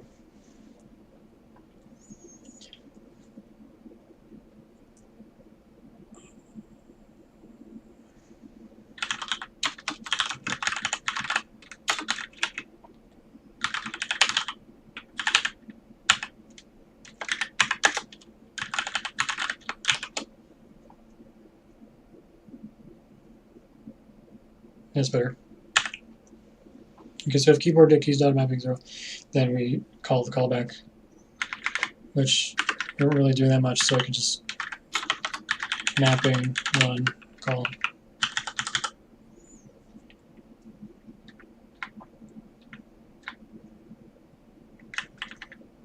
And now I can static toggle pause if game.paused, then game.unpause.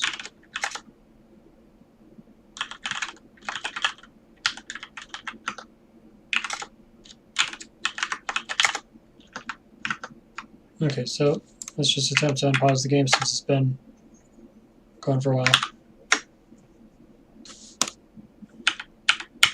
There we go.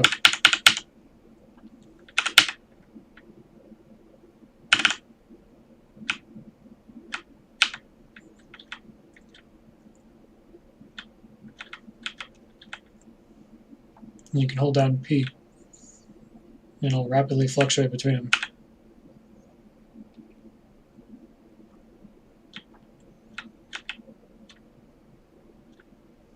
And I suppose that's because the key down event keeps getting fired.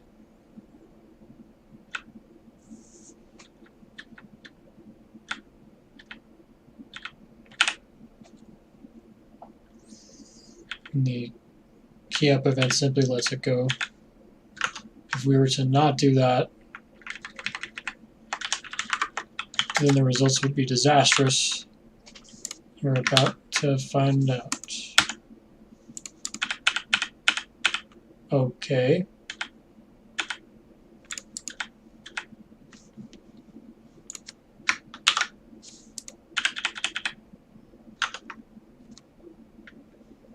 Why does that work?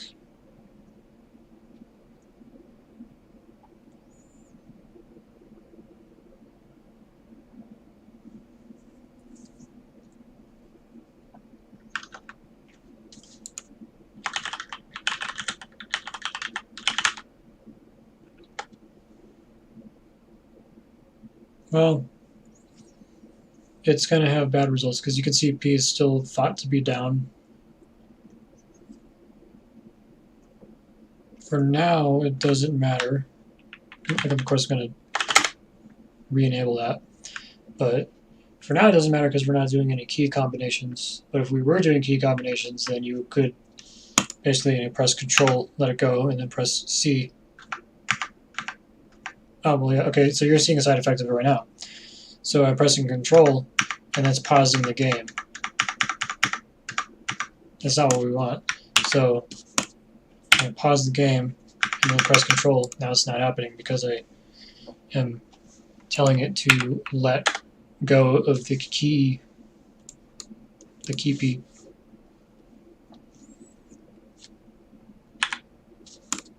So I can pause and unpause the game. But we also need to have this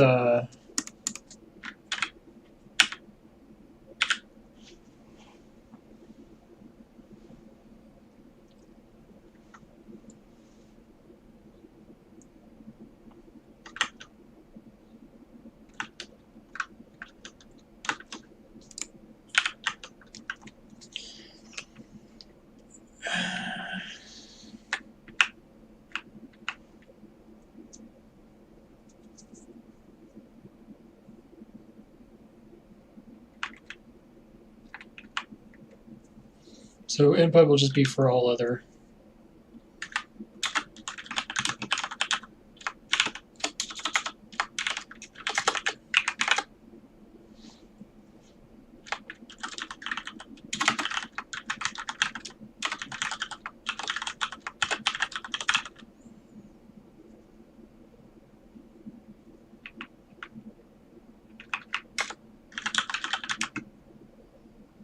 And we'll also do this.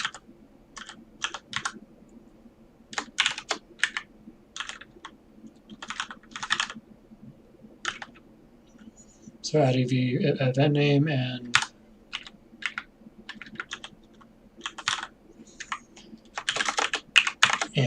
we're going to do draw.canvas.add event listener. Nope. What am I doing? Event name event fn. So just kind of abstract that away.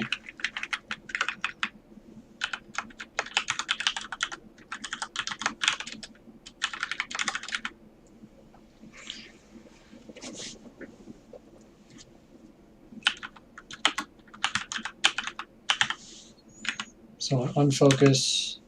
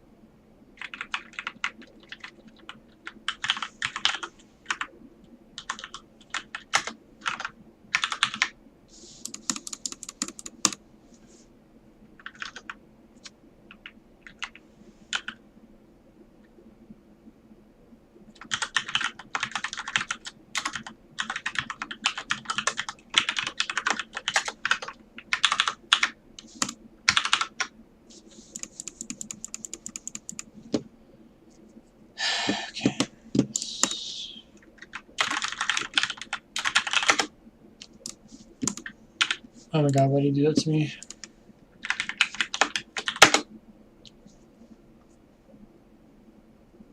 On blue.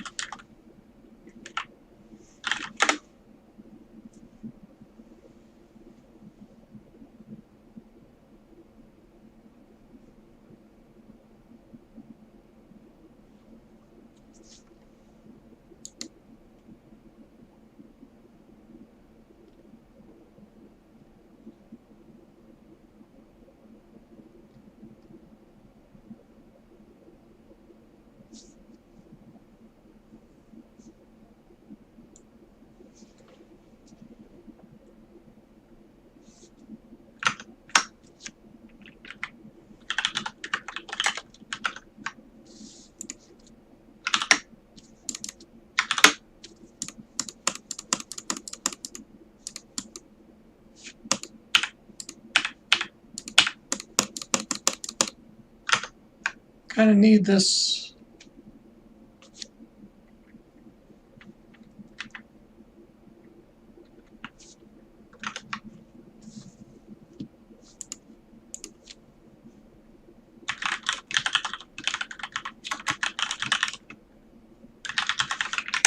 Why does my finger keep typing blue?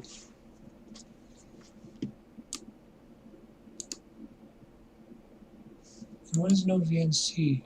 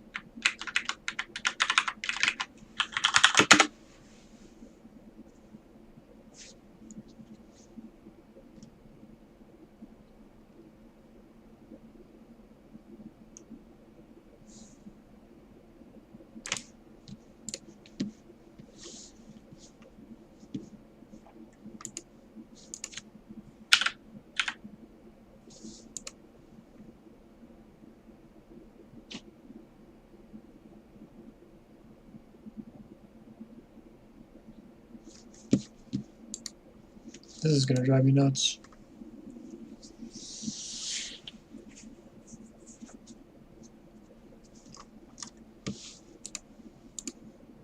Okay, so as a refresher, what I'm trying to do is when you click outside of the canvas, when you've unfocused from it, I want, I expect the blur event to be triggering. So here you're seeing game lost focus, console.log, and that's how I know the event's not firing.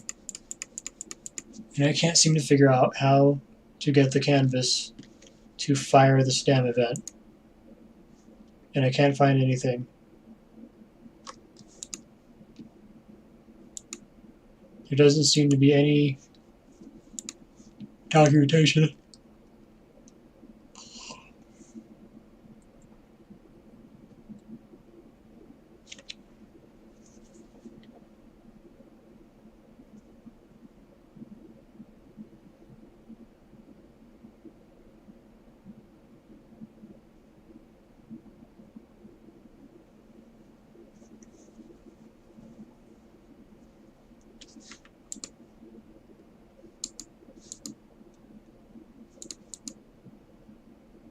How come it works for you?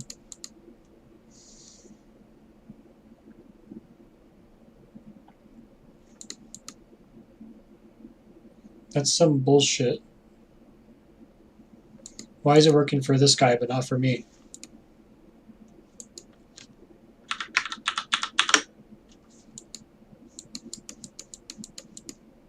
What the fuck?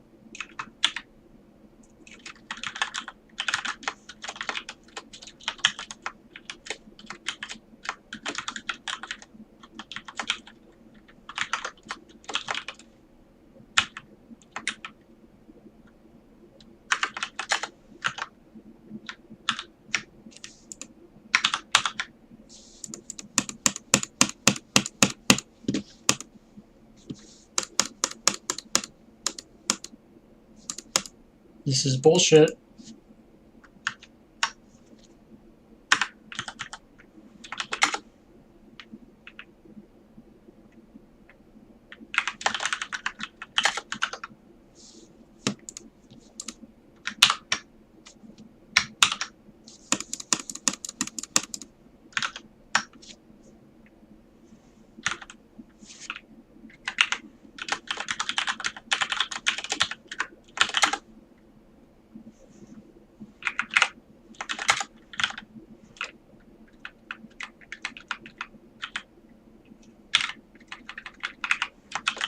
Oh, that's frustrating as hell, man. That is so damn frustrating. Okay, there we go. I wasn't actually calling the init function, that's why.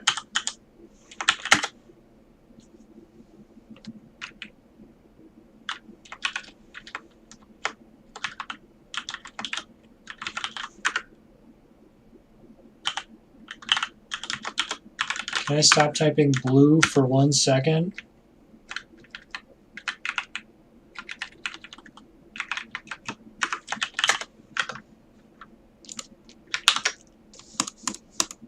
Because if you click outside, the game pauses. Click back inside. And if I go to a different tab, okay.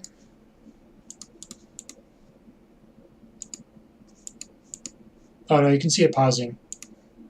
So is that 10 seconds?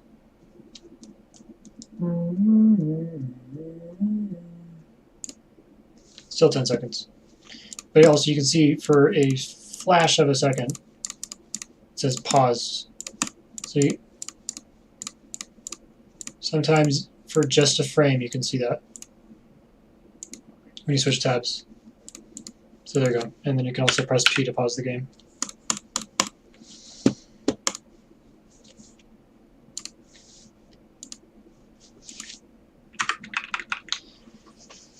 By the way, that was my uncopyrightable rendition of the Jeopardy theme. It was completely off key. And you can't prove that it was the Jeopardy theme, because for all you know, I could be joking.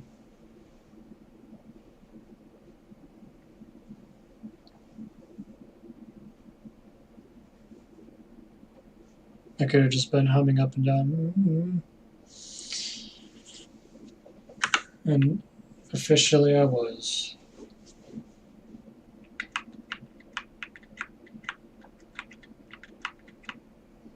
Okay, so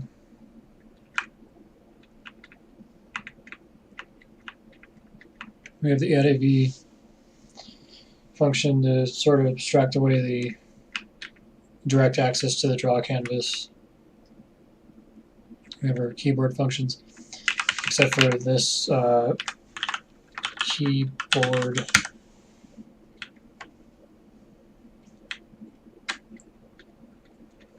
I could put them all in input, really. So static. Well, no, because yeah, actually.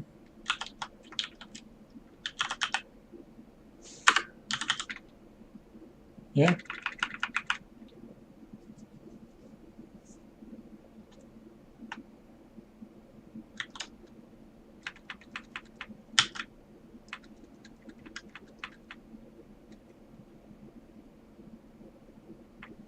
Although maybe I should just keep them where they are, since you kind of expect to find the key events in the keyboard class.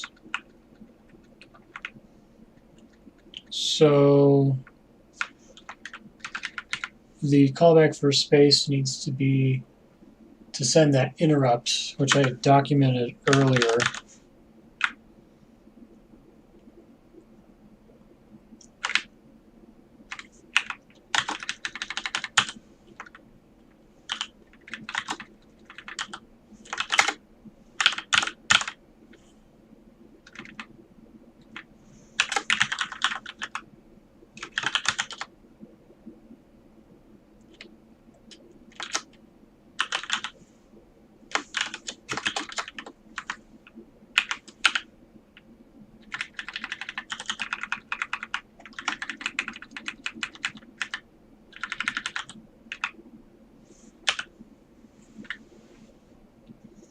Okay, so first let cell, you are indented wrong, sir, send ring.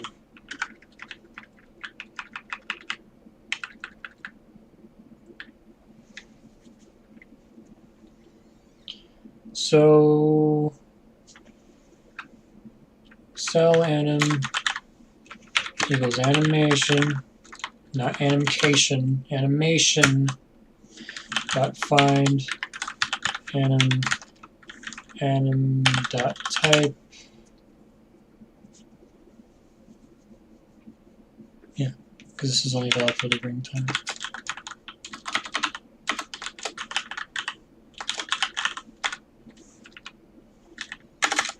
If type of cell anim doesn't equal undefined, and cell anim dot interrupt equals 1. Oh, but I also have to check. And stack dot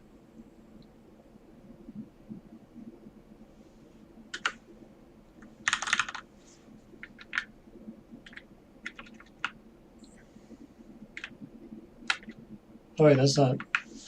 That's just checking if the ring is spawnable.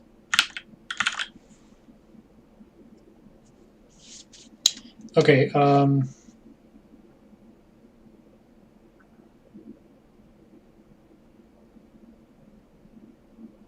The animation does have that information, so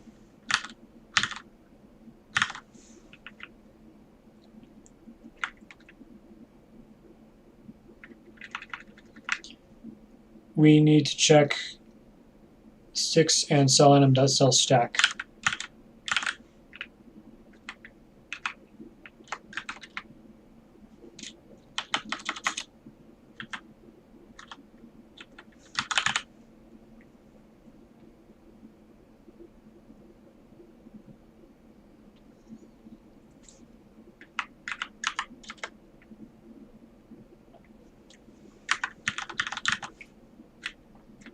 Nope.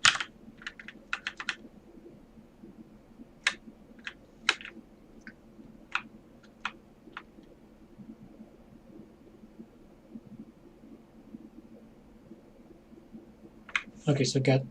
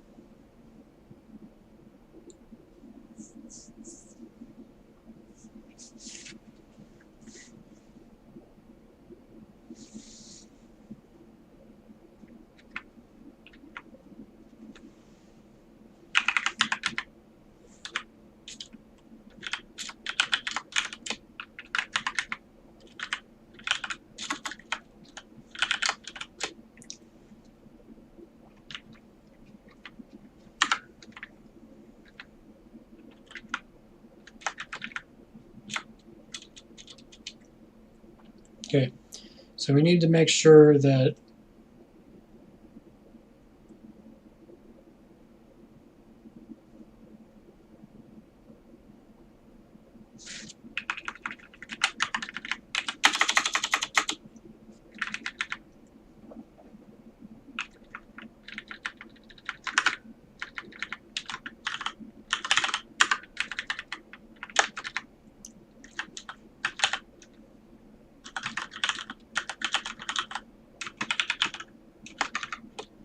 stack target dot length equals 0 or stack target. Wait.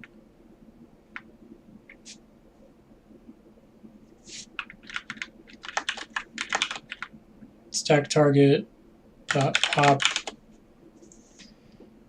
we need to make sure that it is less than ring.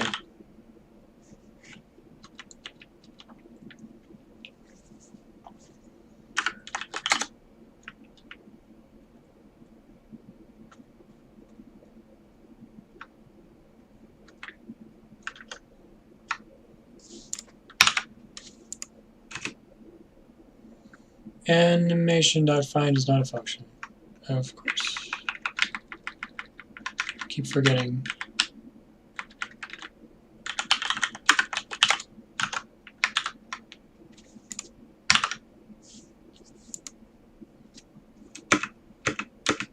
Aha! You see how it press space and it goes and it goes and it goes and it goes, and it's not going because it's failing the check. It's failing the check. Oh, my space key got stuck. So item is undefined. Oh, the game didn't crash. I thought the game crashed for a second. Yeah. Oh, I can...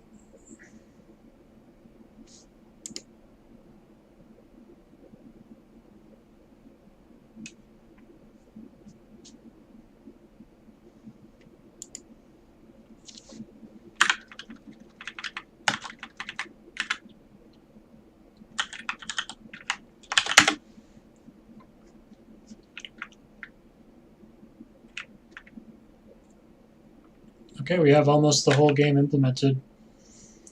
Something I'm going to have to hook into the animation code, which it's weird that it has to go... Well, no. It doesn't have to go in the animation code. Just every frame I need to... So yeah, on the loop, I suppose I could just do it after drawing. Every frame we need to stack.check game over.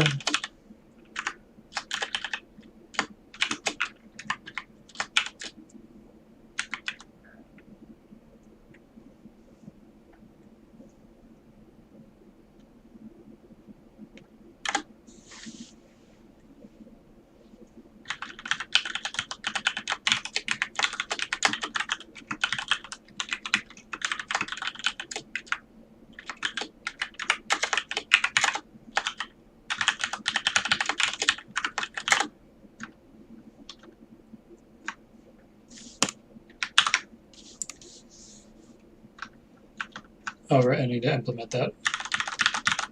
Okay, so where's the isLegal? Where is static check game over.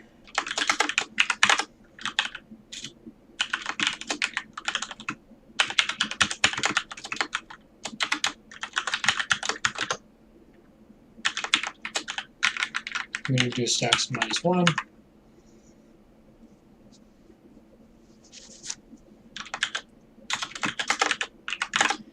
And then for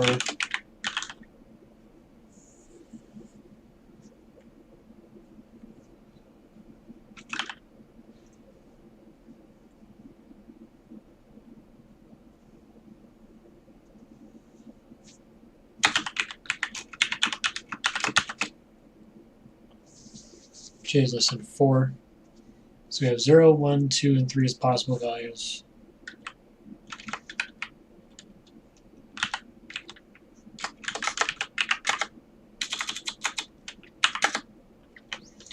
If, well, we'll just do the 2 window. Dude, Jesus, weird. If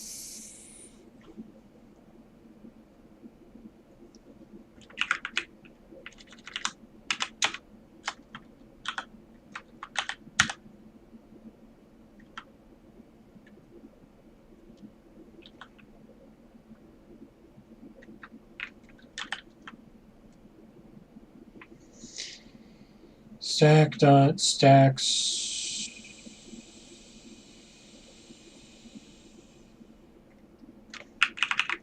How this?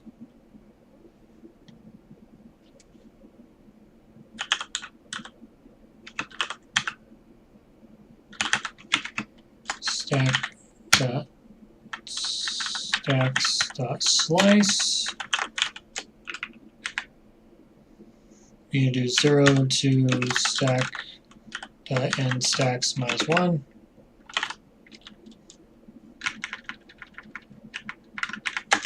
So dot slice. Dude, don't fucking do that to me. Map stack. What are we doing?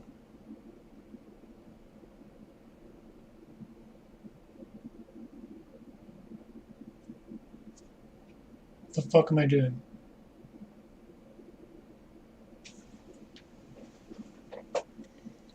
Okay, for each stack, which is an array of numbers, I need to replace that array with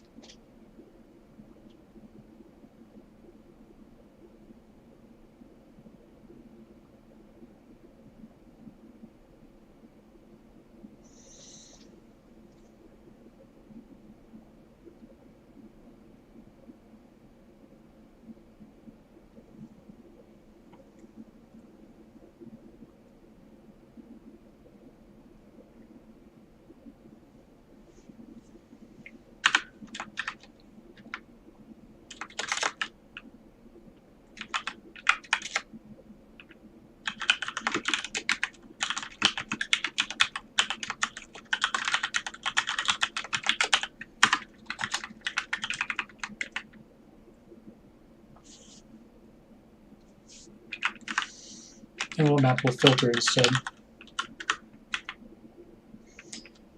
Okay, so now we're on now we're working in terms of now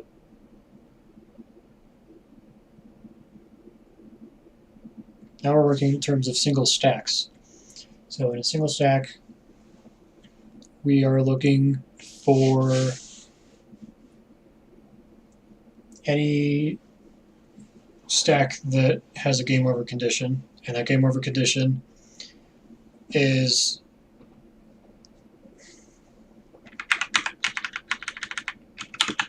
to make a two window to go through the entire stack and see if there is any pair of numbers that is either equal or where A is greater than B, right? Because 0, 1, 2, 3 is valid, but 0, 2, 1 is invalid. Because then you have a larger ring on top of another. Yeah. So if stack I is greater than or equal to stack I plus 1,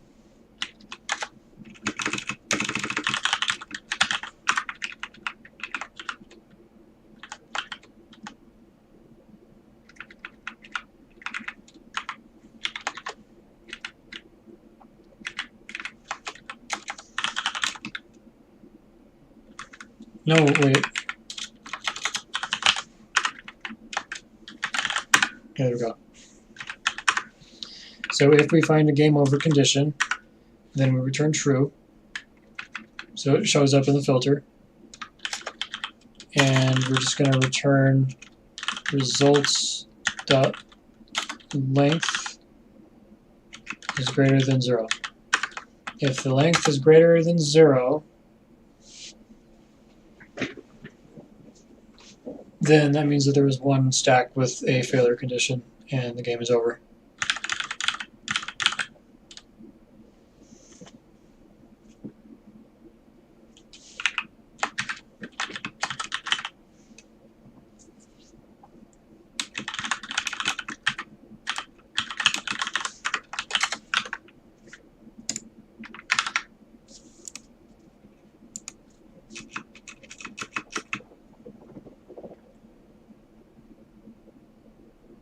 There it is. Game over.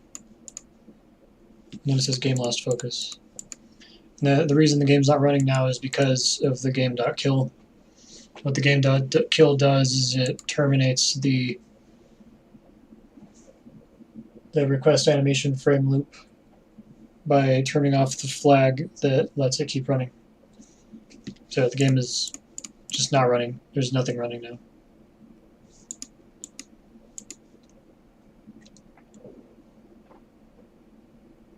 And we can't even pause. So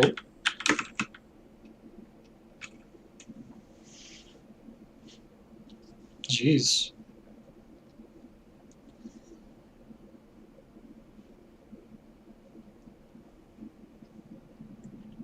Touchy. Okay, so I could just go and implement that now. Game.draw game over, not game draw, that's a draw function, that's a draw responsibility. Static draw game over.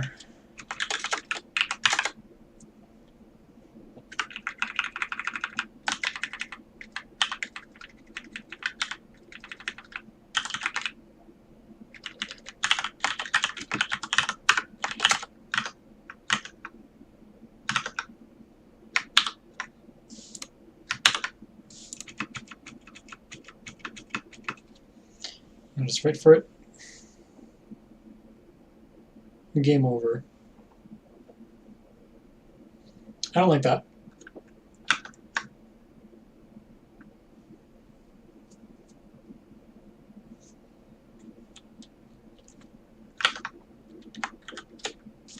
I still have control over the canvas though.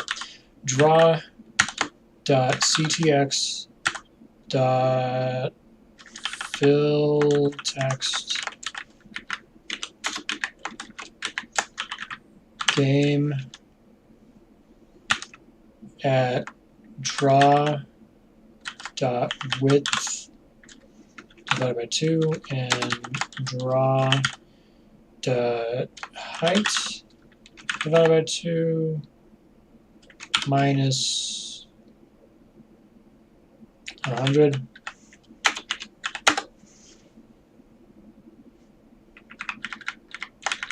Minus 80.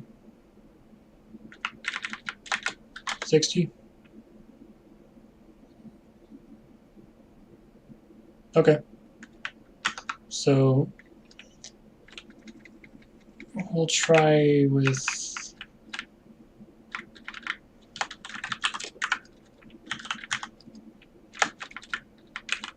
minus 50, and then on the over at plus 50.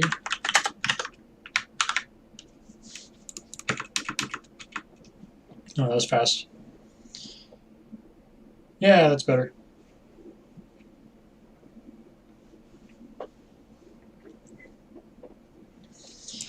So there we go. We have a working game loop and an unbeatable game because you can't drag rings yet. It's almost done. The game's almost done.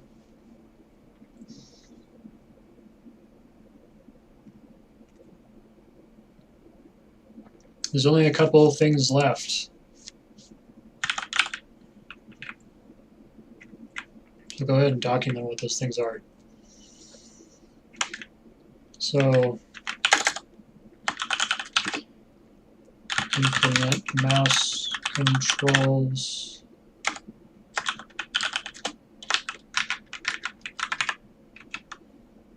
implement scoring.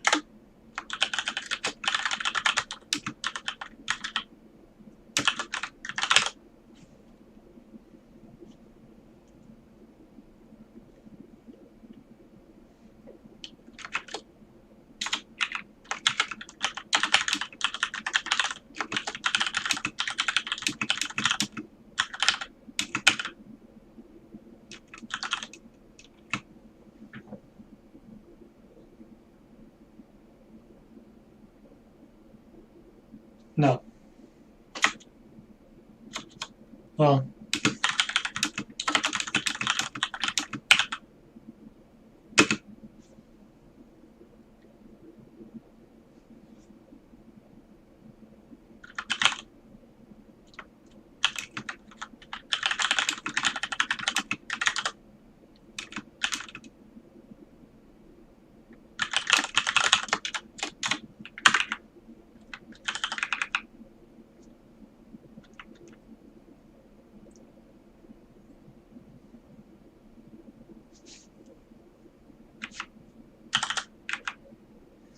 Timer animation callback activates ring move animation. I did that. Add events for unfocus, refocus to game.kill. And draw pause screen when unpause. Set game requirement. Okay, I went with a different way to do that, but it's done. Add timer to animations. Use animation to cancel it early.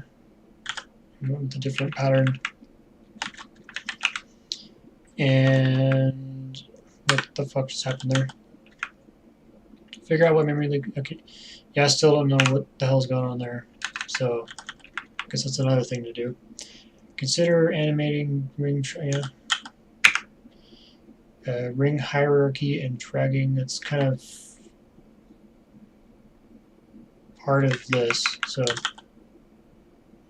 only select a new stack ring when it's ended. What does that mean? Only select new stack or ring when it's ended. Oh, that's... Remember how it was rapidly flashing between rings. Okay, so... fgrep nri 2. We have 2 to-dos in input.js, and the other 3 to-dos are in here. So... to-do c input.js for more to-dos.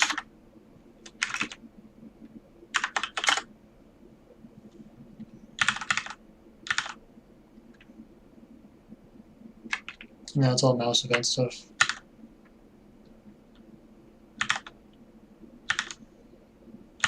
Yeah, this is really coming together. It's just that one little problem. Which, I mean, to be fair, with the pausing, like my theory is that it has to do with when you're away from the window, because I haven't seen it happen while I was focused on the window at any point. It's always happened when I was away from the window.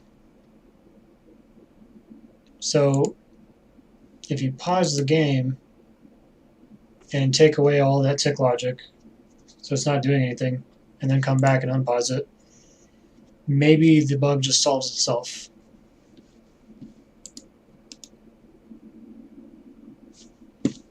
It might not actually be an issue.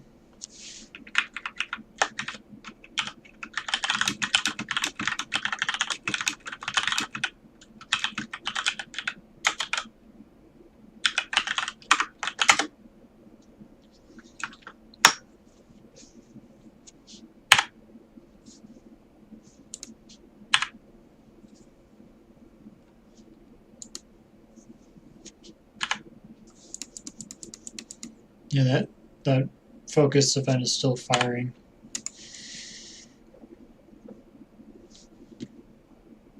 Alright, so that's the stream. I think in the next stream I'll be finishing the game. So that's exciting.